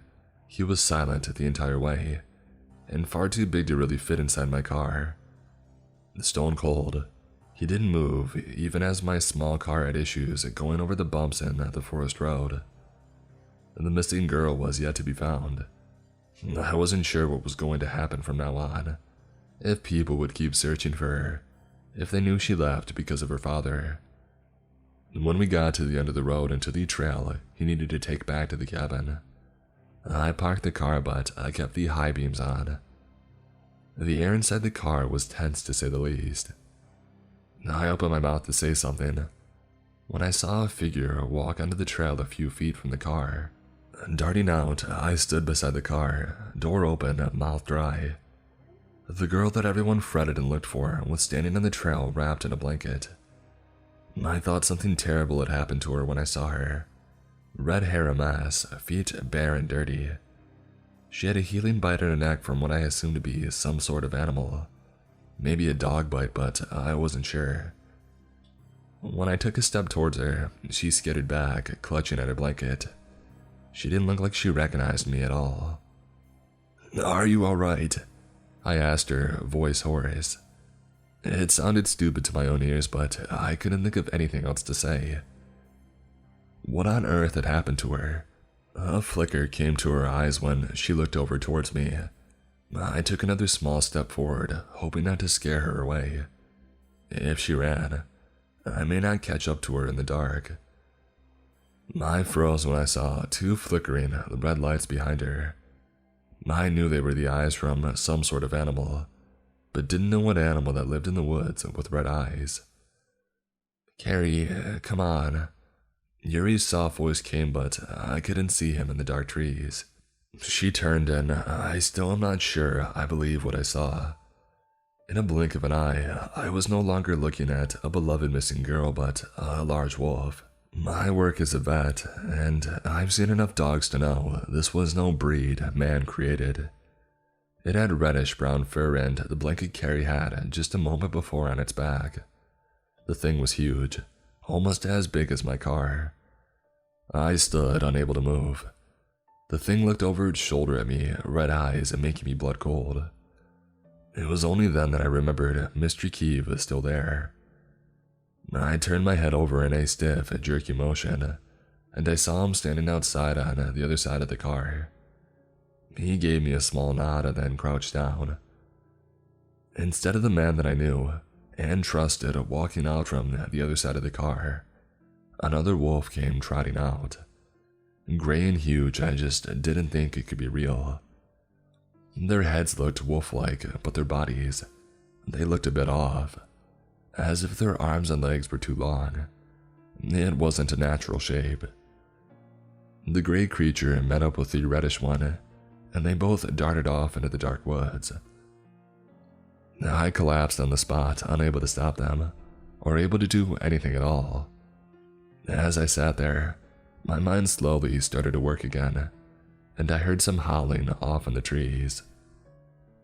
Carrie, Yuri, and Mr. Kiev were not seen again since. I was the only one who knew the true reason why. Even if the wolf creatures I saw weren't real, I fully believe Carrie and Yuri are somewhere happy together. It was her choice to leave, and Mr. Kiev took over as being the father that girl deserved.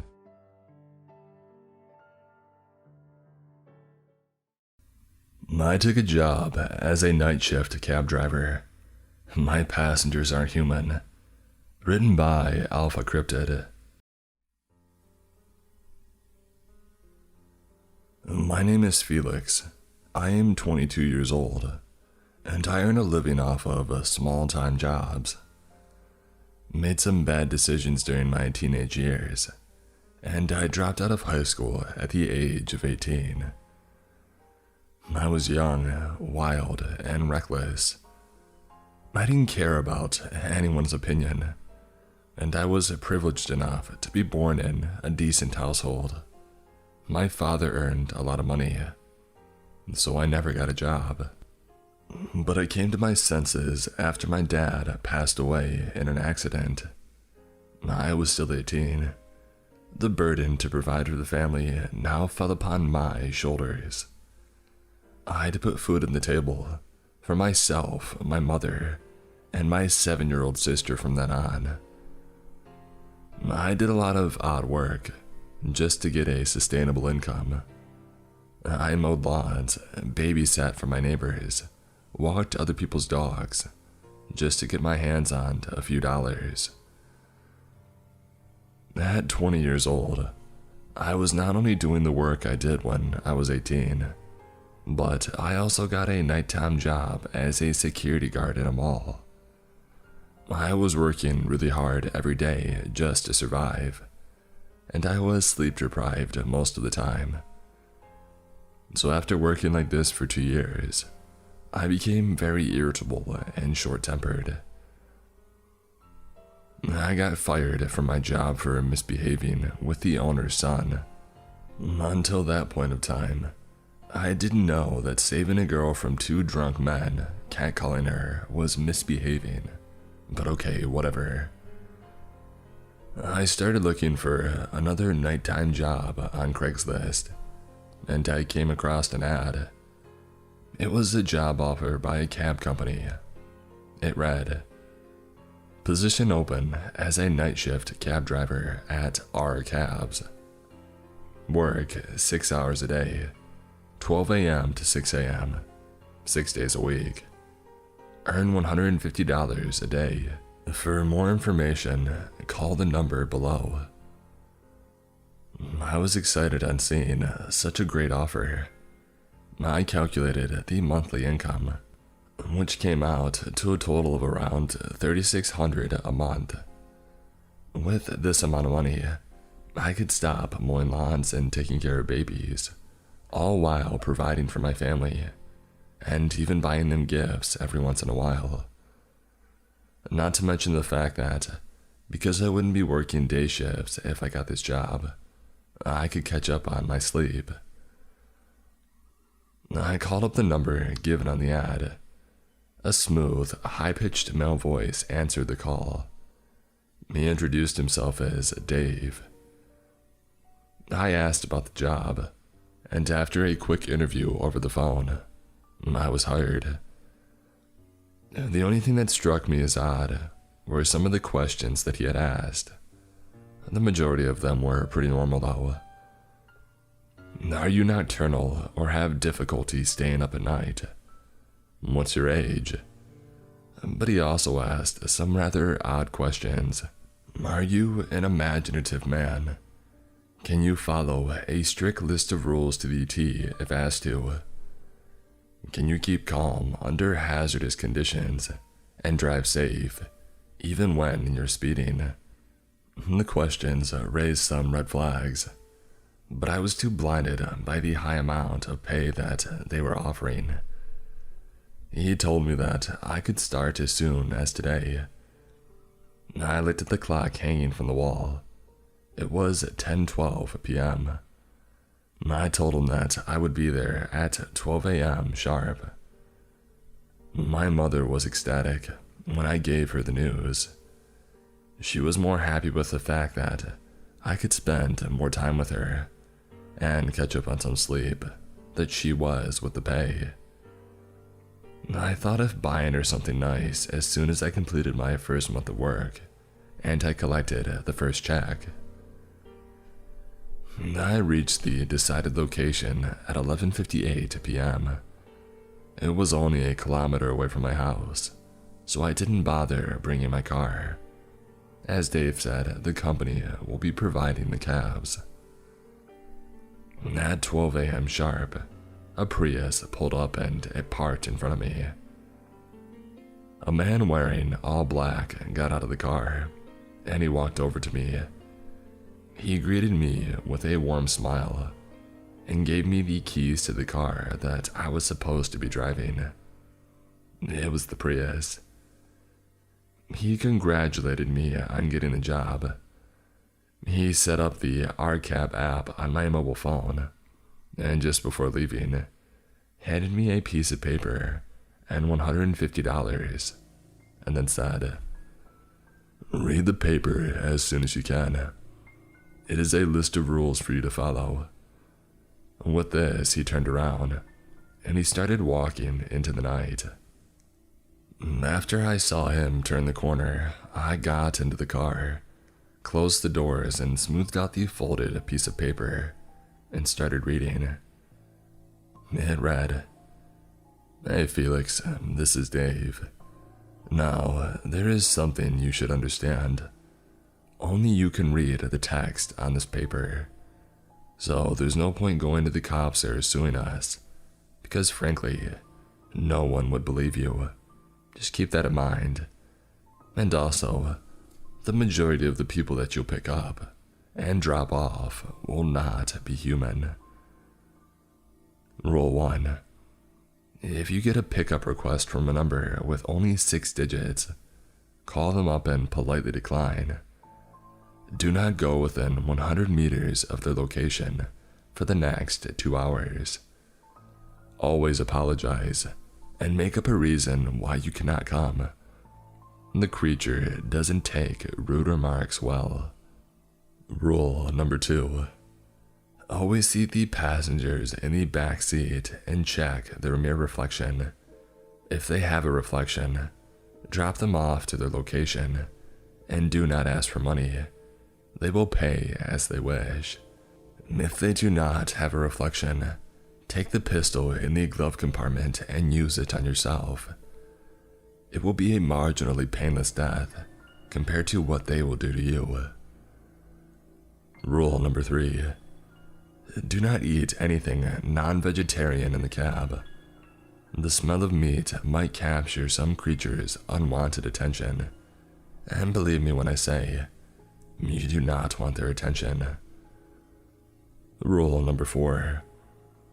If you get a call from a person you know, do not answer the call. It is not them.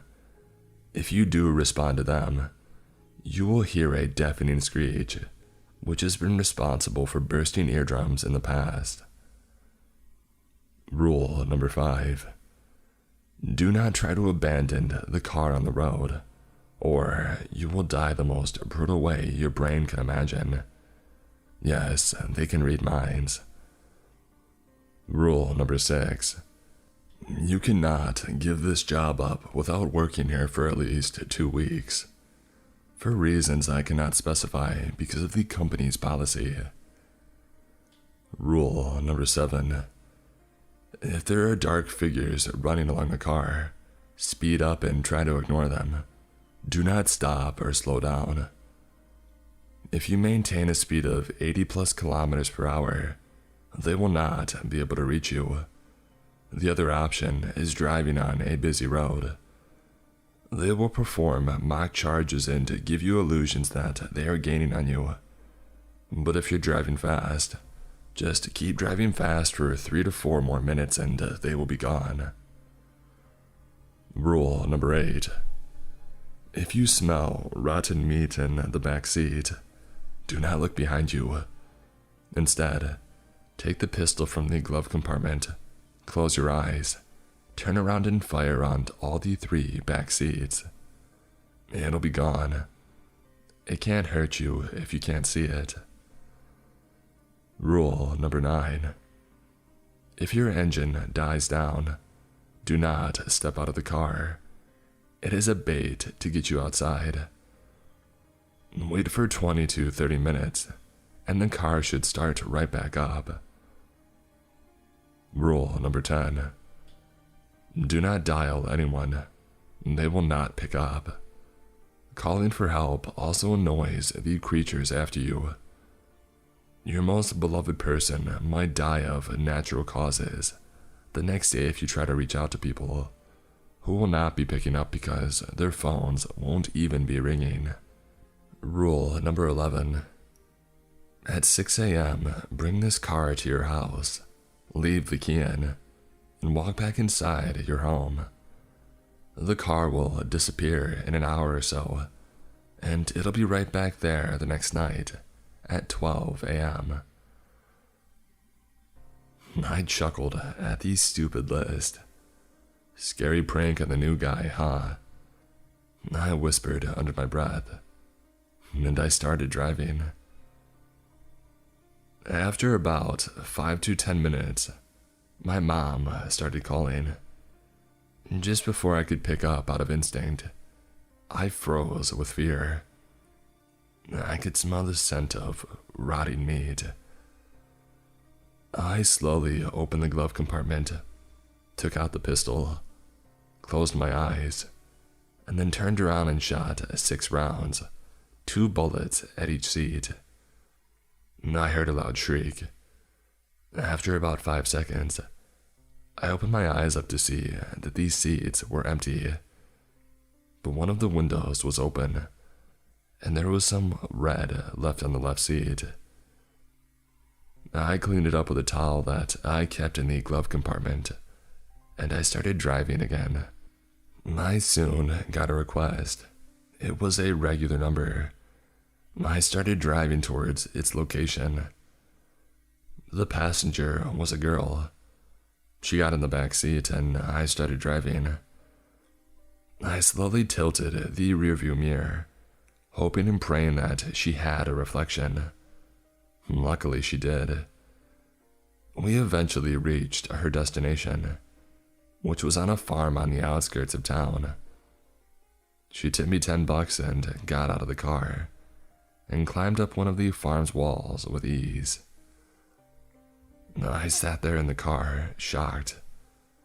Eventually, the bleating of goats and the sound of flesh tearing broke me out of my trance, and I started driving away quickly. After half an hour of contemplating what I had just witnessed, I received another request. I checked its location. It was as if my heart stopped beating. When I saw the passenger's number, it only had 6 digits, and it was just 87 meters away from me. I started my car back up, and I started driving. It was gaining on me. I started panicking. It was only 50 meters away from me now, and I could now feel the ground shaking, footsteps, and low-pitched growls. I sped up to nearly 100 kilometers per hour and noticed that I was successfully moving away from it. I was 92 meters away from it when I noticed them.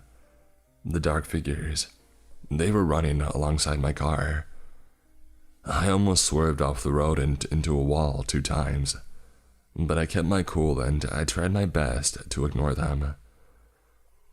The figures, which looked like shadows of a human just a minute ago, distorted into demonic shadows within seconds. The walls around me started to bleed. I somehow maintained a consistent speed of nearly 100 kilometers per hour without crashing. And after a short, intense change, everything was suddenly back to normal. I was beginning to think that I had lost my mind. I wanted to call my mother, but with everything that had happened to us up until that point, I didn't want to break a rule. And then I remembered. I had to make a call to the passenger and apologize, and that's what I did. It sounded like some charismatic young person over the phone, but I knew better. After this whole ordeal was over, it was just 4 a.m., and the next 2 hours passed by pretty normally. I picked up 3 more passengers, but they seemed normal, and I did exactly what Dave told me to do. Parked the car outside of my house and I went to sleep. I woke up at 9 a.m. and gave my mother the 150. She was really happy. I knew if I told her what had actually gone down, that she would not believe me. So, I'm sitting here typing this at 10 p.m. I do not want to go back to that car again, but I have no option and no one will believe me. If I don't make it, here lies my story. If I do make it through this night, I'll be grateful to God. I just wanted to know, has anybody else gotten this job offer from our cabs?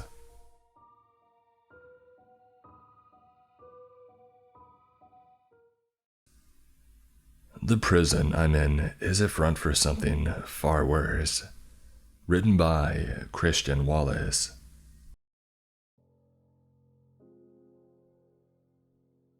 I've been here for 3 months and it's a nightmare that won't end. It began with a bus dropping me off 500 meters from the gate. By the time I looked around, the driver had reversed and was already speeding away. In hindsight, that should have been fair warning. After that, I had practically checked myself in. No one was here to introduce me, no one to tell me what to do either.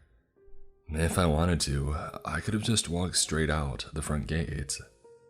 But wherever the heck this place is, it's in the middle of one blisteringly hot desert. No one's escaping it by foot. Straight away, I knew something was wrong. First day, no one spoke to me.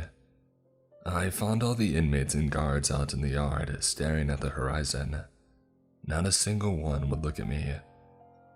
By the second day, I had gotten so hungry I sat in the canteen waiting, but no one showed up.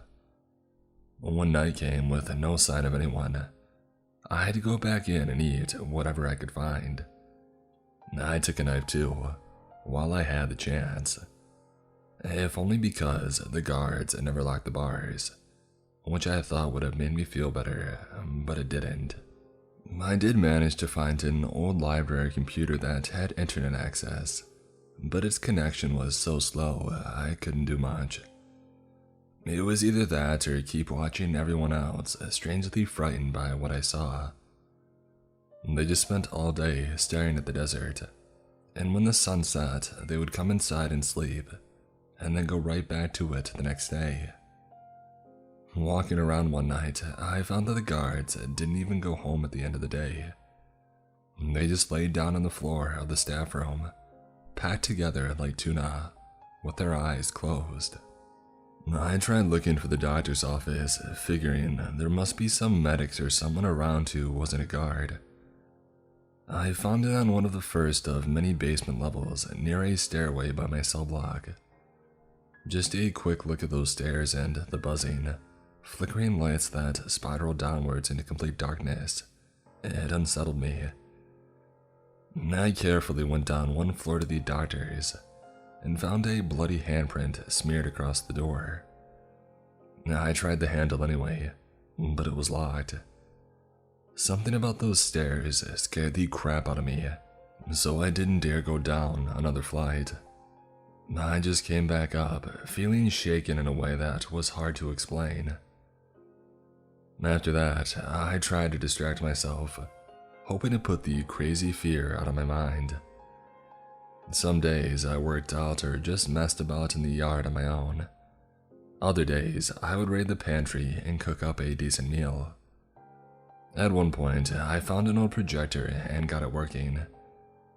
I fell asleep in the gym watching James Bond, but when I woke up, there was a prisoner staring at me from the open doors. It wasn't the first time something like that had happened either. Sometimes they would be far away. I would be walking and I would look up and see a single face staring down at me, out of a cell window or looking at me from a distant corner. Other times I would settle down and wake up to one of them, leering at me from the doorway of my cell. It made it impossible to relax, so I started exploring the prison, desperate to find someone sane who would talk to me. The place was huge, and I did find a large construction site where they must have been expanding the blocks, but any work had stopped. There were all these abandoned porta cabins and caterpillars just sitting out in the sun. Inside the cabins, I found coats hanging up on hooks with wallets still inside the pockets, shoes in cubbyholes, and a few cars that looked like they hadn't moved for weeks. There was even half-eaten food on some of the tables. In one of the half-finished buildings, I found a bunch of heavy-duty crates stacked up around back. Out of curiosity, I cracked one open when, all of a sudden, this guy jumped out screaming with a wrench in one hand, and his car keys held like a knuckle duster in the other. My heart sank and I froze, but luckily, he stopped just before he actually hit me. I think I said something as he swung the wrench, but I was so terrified I don't even know what. I just remember this long moment where we were left looking at each other, completely still until eventually, the guy slowly pulled his finger up to his lips and shushed me. Without making another sound, he lowered himself back into the crate and carefully pulled the lid back into place, leaving me confused. I tried to pry the lid off again, but he held on tight and pleaded in a hissing whisper, "Go away. Get your own hiding place." That night, I had a bit of a brainstorm and thought that maybe he was a homeless guy just hiding out from the desert sun. So I went back the next day with some cigarettes and a little flask of water, but he was gone. The lid had been smashed a bit, and when I looked inside, there were just a bunch of empty water bottles, a high-vis jacket, and a god-awful smell. I tried calling out for him, but no one shouted back.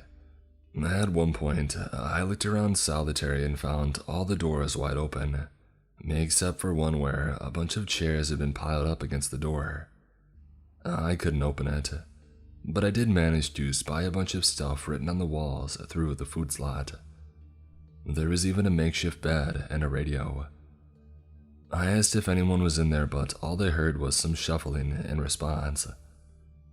I even tried going back to the doctor's, but when I got to the top of the stairs and looked down, I saw a bloodied wrench a few floors below. It looked just like the one I'd been attacked with, and I just backed away. That night, I stopped sleeping in my cell. The bars were always open and I didn't feel safe. Instead, I found a cleaning cupboard and stole the keys from an abandoned office. That's where I slept from then on. It was uncomfortable lying on that small floor, but at least I had a door between me and everyone else. But the days kept passing and there was still no sign of anything remotely normal. 2 months in and I realized that the prison never got any deliveries.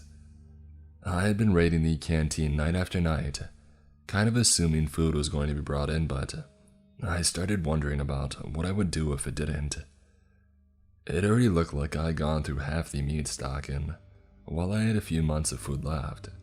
I knew it wouldn't last me forever. There was no one else around except me, so I started looking for ways to reach the outside world. I tried every phone that I got my hands on, but none worked. And I looked everywhere for signs of life, but everyone was just zoned out, staring at the horizon. I even considered escaping, but it would have been easy enough to just leave. But it would be a slow death in that featureless desert. I spent days racking my brain for a solution when I finally remembered something about the guy in the crate. And when I did, the realization hit me like a brick. He had been holding car keys, and there were cars in the lot. I told myself that if I could just find him, I would be able to drive out of this place. But that's when I remembered the wrench in the stairwell. I felt this pit of dread form in my stomach as I figured that, chances were, the owner of those keys were down those stairs. If I wanted to leave, I needed to find him, and that was my best bet. I decided that I would need a flashlight to go down there. That meant taking one from a guard. It was easy enough, but being near one of those guys, they were scary. He was this big guy and his eyes had turned milky from the incessant staring. Red had welled up under the lids like tears, but his expression was vacant, almost happy. It was the closest that I had ever gotten to a guard, and I was sure he would have missed the light. But it was only that night I was crouched in the cupboard, knees pulled up to my chest and trying to sleep, when a shadow blocked the light at the foot of the door. Someone was standing out there, but when I called out, they didn't answer. I don't know how long I stayed frozen, holding my breath as I waited for this person to move. Eventually, they moved. Their big boots started lumbering down the hallway, and I breathed a long shuddering sigh of relief. It took me a good hour to summon the courage to open the door, but when I did, I saw no signs that anyone had ever even been there. After that, I figured there was no more time to lose. I couldn't say if it would come tomorrow or the day after, or even what it was, but something was coming and I needed to get the heck out of here. I just knew that I needed those car keys. Even if I had driven straight out and into another prison, I would have been happy. That day, I went to the stairwell and, knowing that if I stopped for even a second, I would be paralyzed by fear, I walked straight through the door and trotted down these steps like it was business as usual.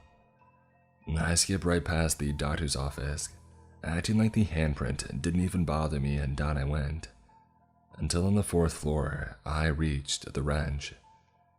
There were no keys with it, like I had hoped. I didn't pass them on the way either. I turned the flashlight on and pointed it down, but I saw nothing. Suddenly, from above, a door opened and then closed. Someone stepped out into the stairwell and started to walk down the concrete steps at a leisurely pace. Everything was silent except for those echoing footfalls, and I stayed perfectly still, knowing that if I ran, they would hear me too. When the footsteps stopped, I waited a bit before leaning out over the railing to look up. I couldn't help but let out a cry at what I saw staring down at me. It was the guard I had taken the torch from. His foggy eyes fixed on me with pinprick pupils, red pouring down the loose skin that hung off his face like cheap leather. He looked inhuman, and when he saw me, he grinned this slack open-mouthed smile, like a dog greeting their owner. It was like an idiot's grin, and something about the unknowable face that made it filled me with terror, and I knew instantly that I had to flee. I ran down into the darkness, my feet covering 3 or 4 steps at once, my ankles threatening to sprain, my hands gripping the railing like iron vices, and my heart pounding. Even as I ran and heard my own feet scuff the floor in a manic sprint, I felt a horrible dread at the realization that the guard above me had not sped up at all. He was walking slowly, like he had all the time in the world. I don't think I could have ever been ready for what was down that stairwell. I wasn't prepared for how far down it would go, or how strange it would be once I got there. It was a good 10 floors down before I even found another doorway, but it was open and I ran through it with glee, hoping to be away from the ominous footfalls that followed me down. Passing through the door, I found myself out in a hallway. It was dark, almost pitch black, but my flashlight let me cut through some of the gloom. Lying against one of the walls was a man without a face, his pale, shaven head caved in like a boiled egg. I ran past him, wincing as some terrible part of my imagination told that he might just reach out and grab my ankle. I kept going, running for God knows how long, passing endless hallways and open doors. As I ran, I glanced inside some of them, seeing garish symbols daubed in red on the walls. One was empty, save a circle of chairs placed around a ghostly figure that hanged from the ceiling. It was a body wrapped in a white bedsheet, and it dangled with a sickening weight. At one point, I ran through a workshop, and the tools seemed to have operated on people. Something horrific had happened in this place, and I was starting to get a glimpse of what that was. Too much of it was beyond explanation. Even now, I don't know how to understand it all. I don't know what could have made red footprints on one room with a 30 feet high ceiling, or why I found a body clutching a hammer in its hand, only for me to follow the trail of its innards back to a spot where they had been nailed to the floor. Had they done that to themselves? I asked myself even as I ran for my life. There were signs of this everywhere. Where my flashlight cast moving shadows, I saw hints of barricaded doors that had been kicked down, random scatterings of spent bullet casings, and desperate scratches gouged into the floor as people had been dragged off to God knows where. There were doors with red axes buried into them, and lockers where the doors had been torn off at the hinges. I sprinted anyway, overcome with an unstoppable, adrenaline-fueled fear, terrified by the endless kaleidoscope of black and white shapes that moved with every step and tremble of my light. All the while, those persistent steps echoed behind me. Finally, after what felt like hours of endless flight, I fell, slamming hard into the tile floor of a narrow hall. I bit my lip just to stop myself from crying out in pain, and looked around to see that I had slipped in a pool of half-congealed red. Its stench was overbearing, but I ignored it. Frantically, I tried to claw my way up, grabbing onto a half-open locker to help pull myself up. I could still hear those footsteps, and they were nearing, and my chest was burning with exhaustion. Desperate, I climbed into the locker and held the door shut. I switched my torch off and waited, on the verge of being sick and trying to maintain control. I couldn't see a thing, but I refused to give in to the urge to turn on my light and check. I was there for a good 10 minutes. I nearly started crying. I felt like I had stumbled into some kind of demented place. I felt so utterly helpless, struggling to keep it all together even as I heard my pursuer turn a corner and approach the spot where I fell. They stopped outside the door and silence fell for what felt like eternity. I kept telling myself that he had moved on, but I don't know what I was thinking. These weren't normal circumstances, and for all I knew, my shivering, panicked breaths were as loud as gunfire in those silent halls. Just as I began to wonder if he was still out there, the door was ripped open and a hand grabbed my chest and tore me out of the locker with freakish strength. I managed to turn the torch on, but it fell out of my hand and skidded across the floor where it cast the guard in a frightening silhouette. I landed on my back and tried to scrabble away, but I could find no purchase in the slick, oil-like liquid. The guard stomped forward and knelt down onto my chest. I felt overwhelmed as I looked up at the guard's face, framed with hard, black shadows. his mouth still agape with a twisted grin, and his pale eyes glaring at me with childish joy. Slowly, he wrapped his hands around my neck and started to tighten. It was like a vice. I was suddenly aware of how my neck was just soft meat, just arteries and cartilage with some segmented bone. I felt like his fingers would tear through it all. In desperation, I reached up and I hooked my fingers into his mouth and pulled down on his jaw until the bone snapped loose, but he didn't seem to care. He kept squeezing me even as his jaw flapped around his collar. And that was when he spoke, his voice a breathy whisper even as his mouth did not move. "Let him nurse you," he told me. "Be nourished by his seed." In desperation, I reached up once more and gave one hard tug. His jaw came apart entirely in my hand, and I was left clutching it.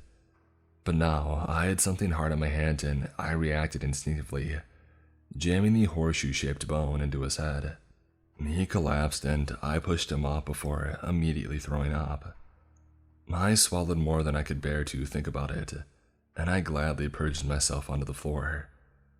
I lay there for a while, crying and throwing up in turns, until eventually I got up and grabbed the flashlight, pointing at the guard with wide eyes, alert to any signs of movement.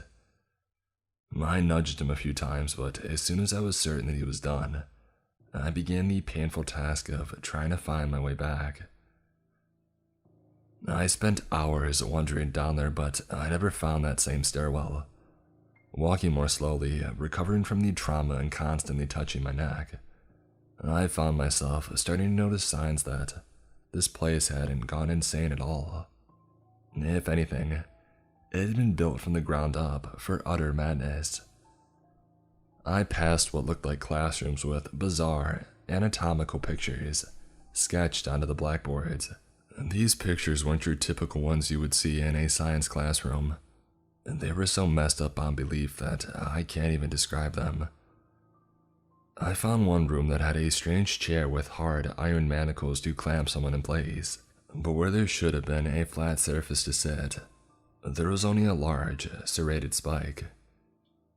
In another room, I found a one-way mirror that looked onto nothing more than a grimy, horribly stained hospital bed, with restraints that hanged loosely from the frame. The yellowed sheets were somehow one of the most lurid things that I ever saw down there. I found another room filled with rows and rows of cages, not much bigger than a dog's crate, their bowls filled up with you-know-what. Somehow, I figured it wasn't animals being kept in those cages, and they weren't being fed dog food either. One of the bowls had a wedding ring in it. I even found what looked like an assembly hall where I saw signs of regular worship.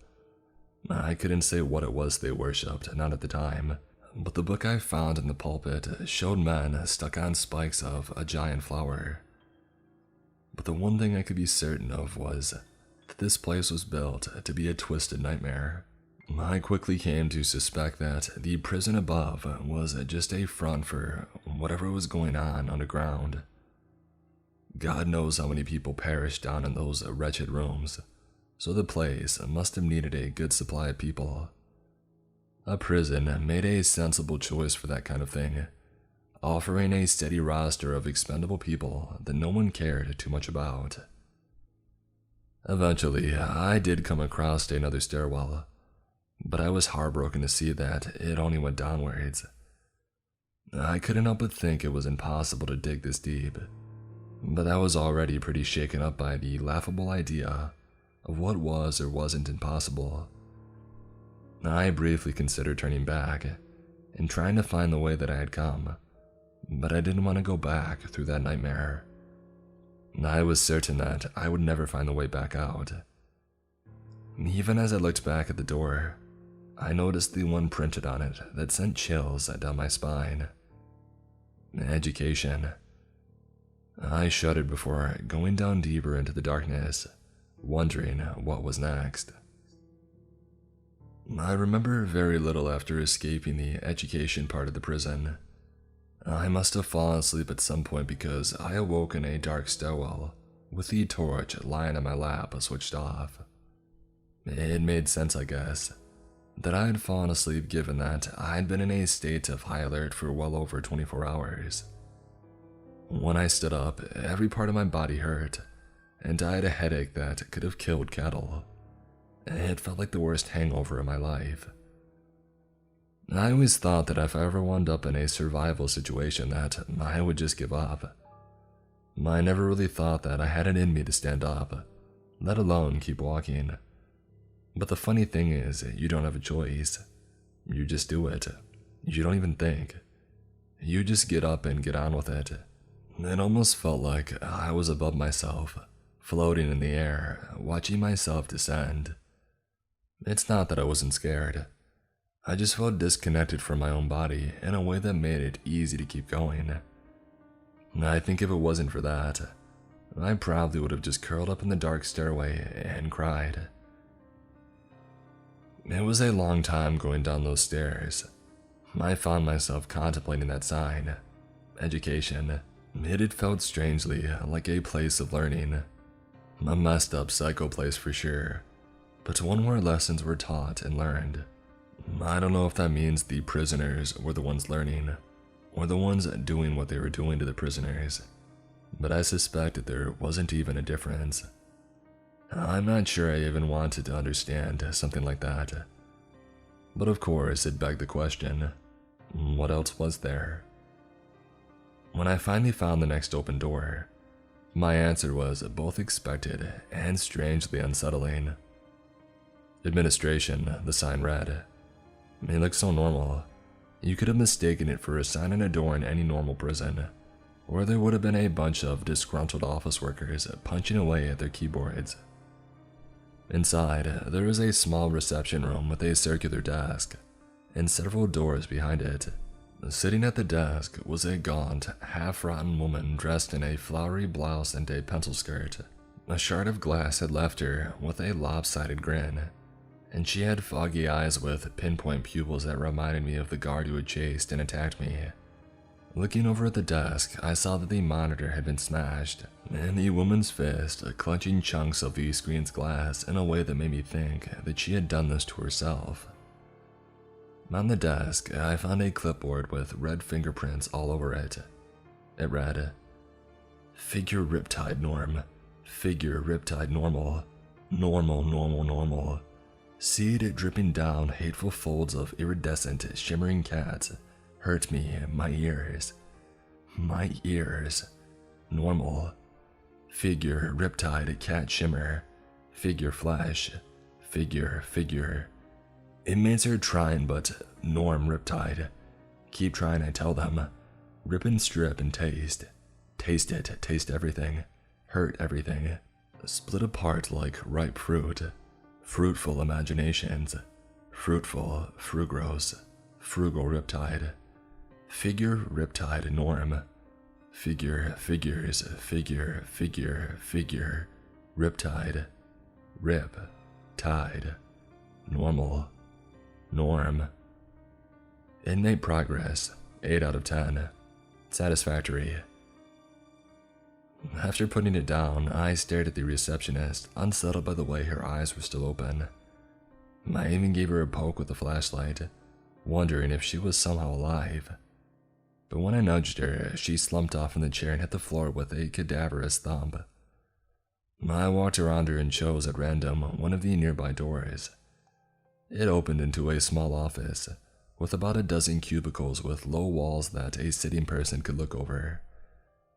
At a glance, you would have been forgiven for thinking it was a normal office, but a closer look revealed glasses full of red fingernails. Almost all of the monitors were smashed except for one near the back. It had an open Word document that read, "Ruther, rather, rither, dither, slither, slather, bither, bother. Brother broth, broth, ha, ha. My tongue tastes copper, tastes of copper. Rather, ruther, rither, dither. We are digging more than we can chew. We can stay here forever. Income, 14,000. Previous month, 11,000. plus 3,000. PD admin, 3,000, previous 5,000. PD inmates, 2,000, previous 3,000. KG PD miscellaneous, 200, previous 40. And on it went, listing endless names and numbers. After clicking around, I found another document open. It read, Keith Paul, Director of Administration. Notes on P&L. See attached. Simmer summer bummer rum. Rum. Can you hear me? Lowering costs in our department helped bring in a profit. Profit, prodigal, prodigious, prodilicus, dill. Yes, it was good. We did well. They're very happy with us. The only question left now is what to do with all the left.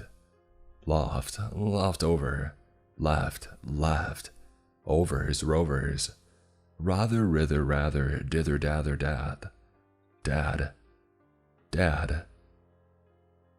At the time, I didn't really know what to make of any of it, but I felt a strange anxiety.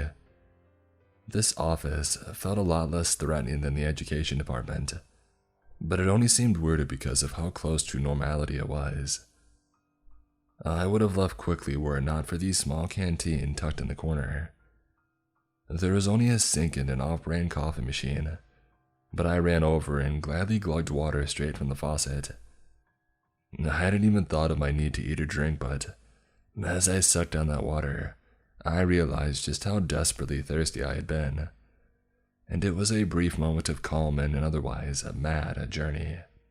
Afterwards, I made the mistake of opening the freezer only to find something awful suckered to the inner door, covered in red and dripping with effluent, letting me know just how far gone the people who had worked here were.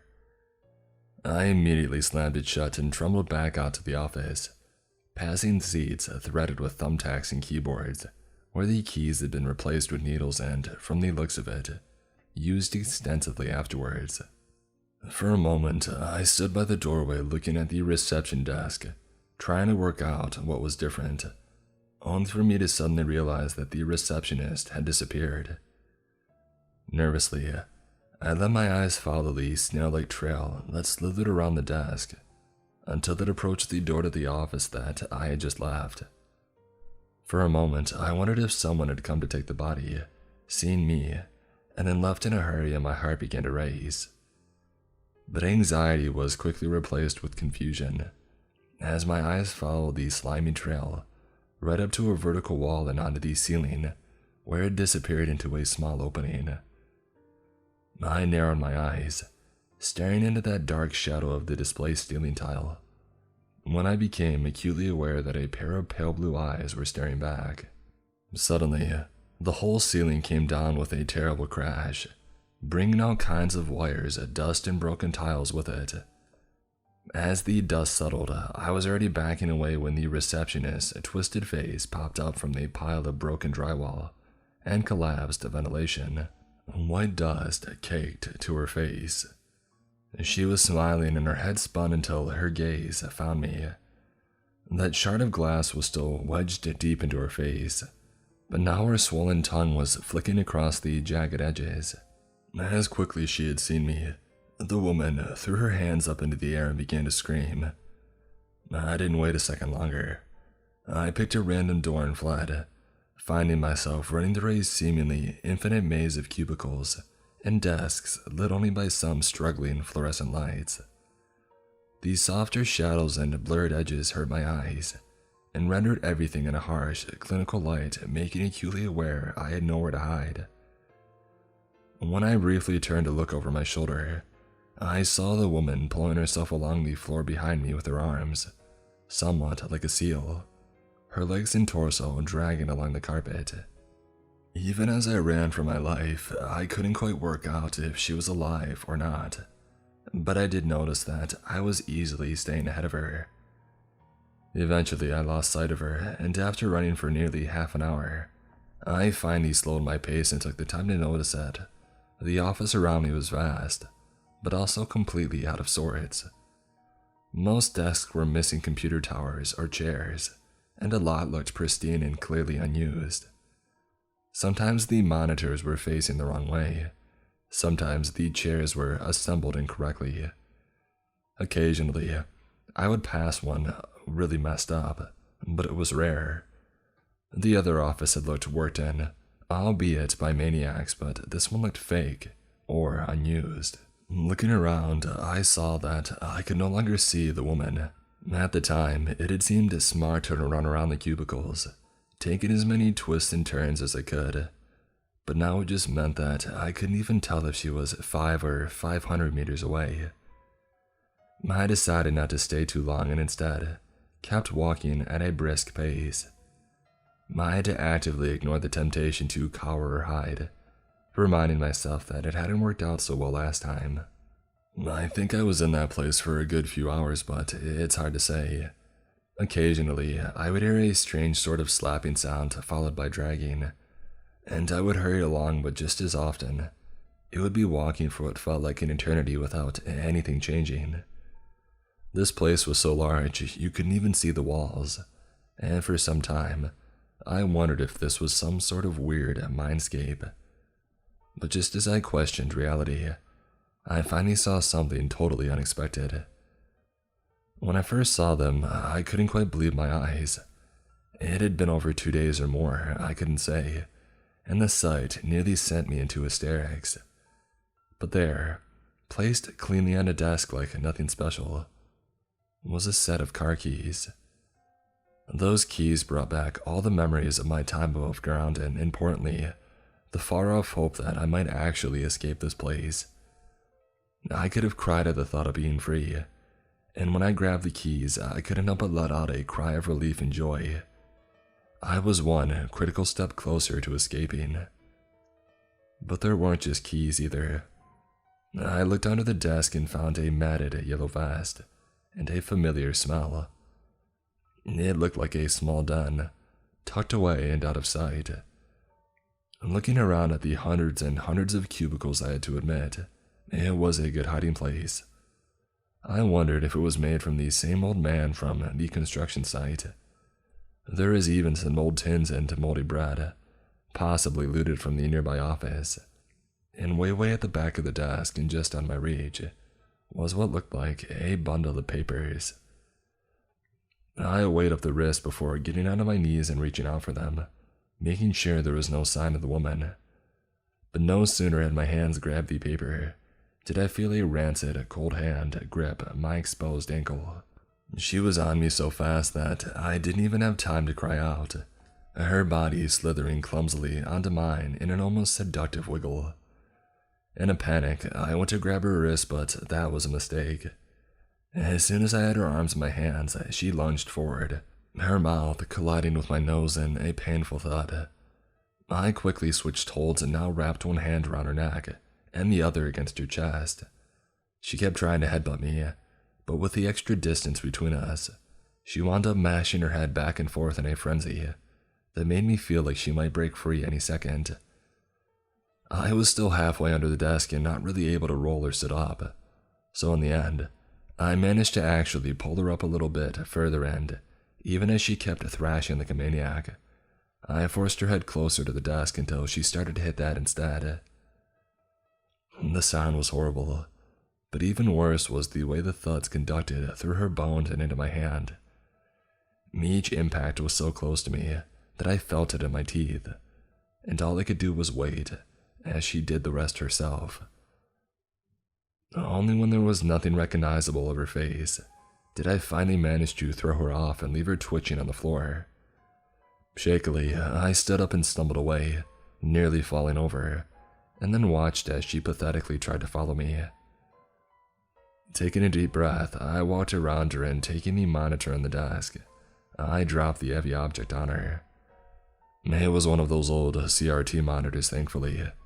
As she laid there, she opened her mouth. I expected some half-whispered oddity, but strangely the voice that came out was male, baritone and completely calm. It was the voice of an older man in his 50s, one laden with authority and intelligence, and it told me, "Some time ago, we were awakened by a voice in the dark, coming from the desert. We were born anew, our minds ripe with strange and exciting possibilities, our nerves rewritten, our horizons infinite. Such was our success that some considered expanding, a futile effort. We tore down the boundaries of our minds, bodies, and spirits, but still, some of us tried to recreate our own lives in recognizable ways. Look around you at this place and consider it an early failure, a weak attempt to hold on to our old lives. Is it not the saddest thing in the world to know that it took us so long before we finally learned to just accept the gift and live with it? Not to desire expansion, not to bring in more workers or to find new ways to spread our influence. That was the hardest boundary to tear down in the end. We had to defeat our own primitive instincts, but after much strife we did. Leaving behind projects like this was our greatest achievement. Learning to just be happy, to just exist. That was our happily ever after. And then you came. With that, the woman's head went limp and thumped onto the floor. She now lay lifeless. The final words had left me shaken. They felt accusatory, like I was some kind of intruder. They radiated contempt and disdain, and all I could think to myself was, I'm trying my best to leave. But I couldn't bring myself to stammer out even the most timid of replies. I decided to look at the pages I had managed to grab, but most of them were coded in red, and could no longer be read. Still, some fragments were legible.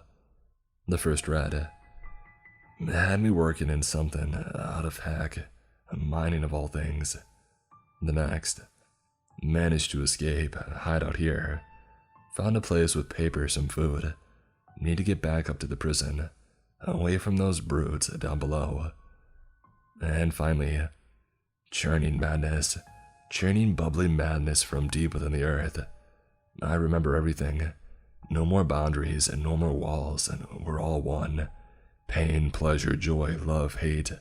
Skin, flesh, muscle. Dust, rock, sky, air. Living, dead.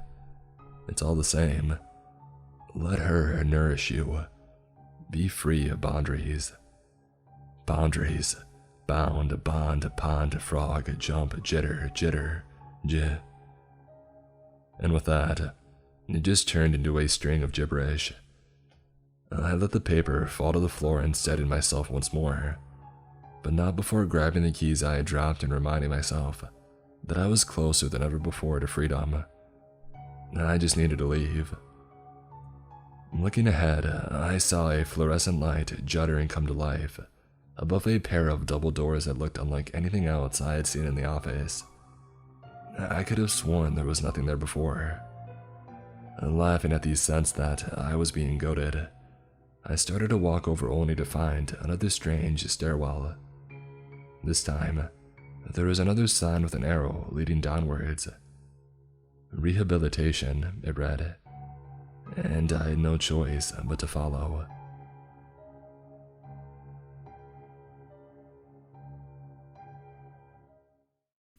I hope you all enjoyed this week's stories. Wherever you may be listening from in the world, stay safe and sound. And as always, stay creepy.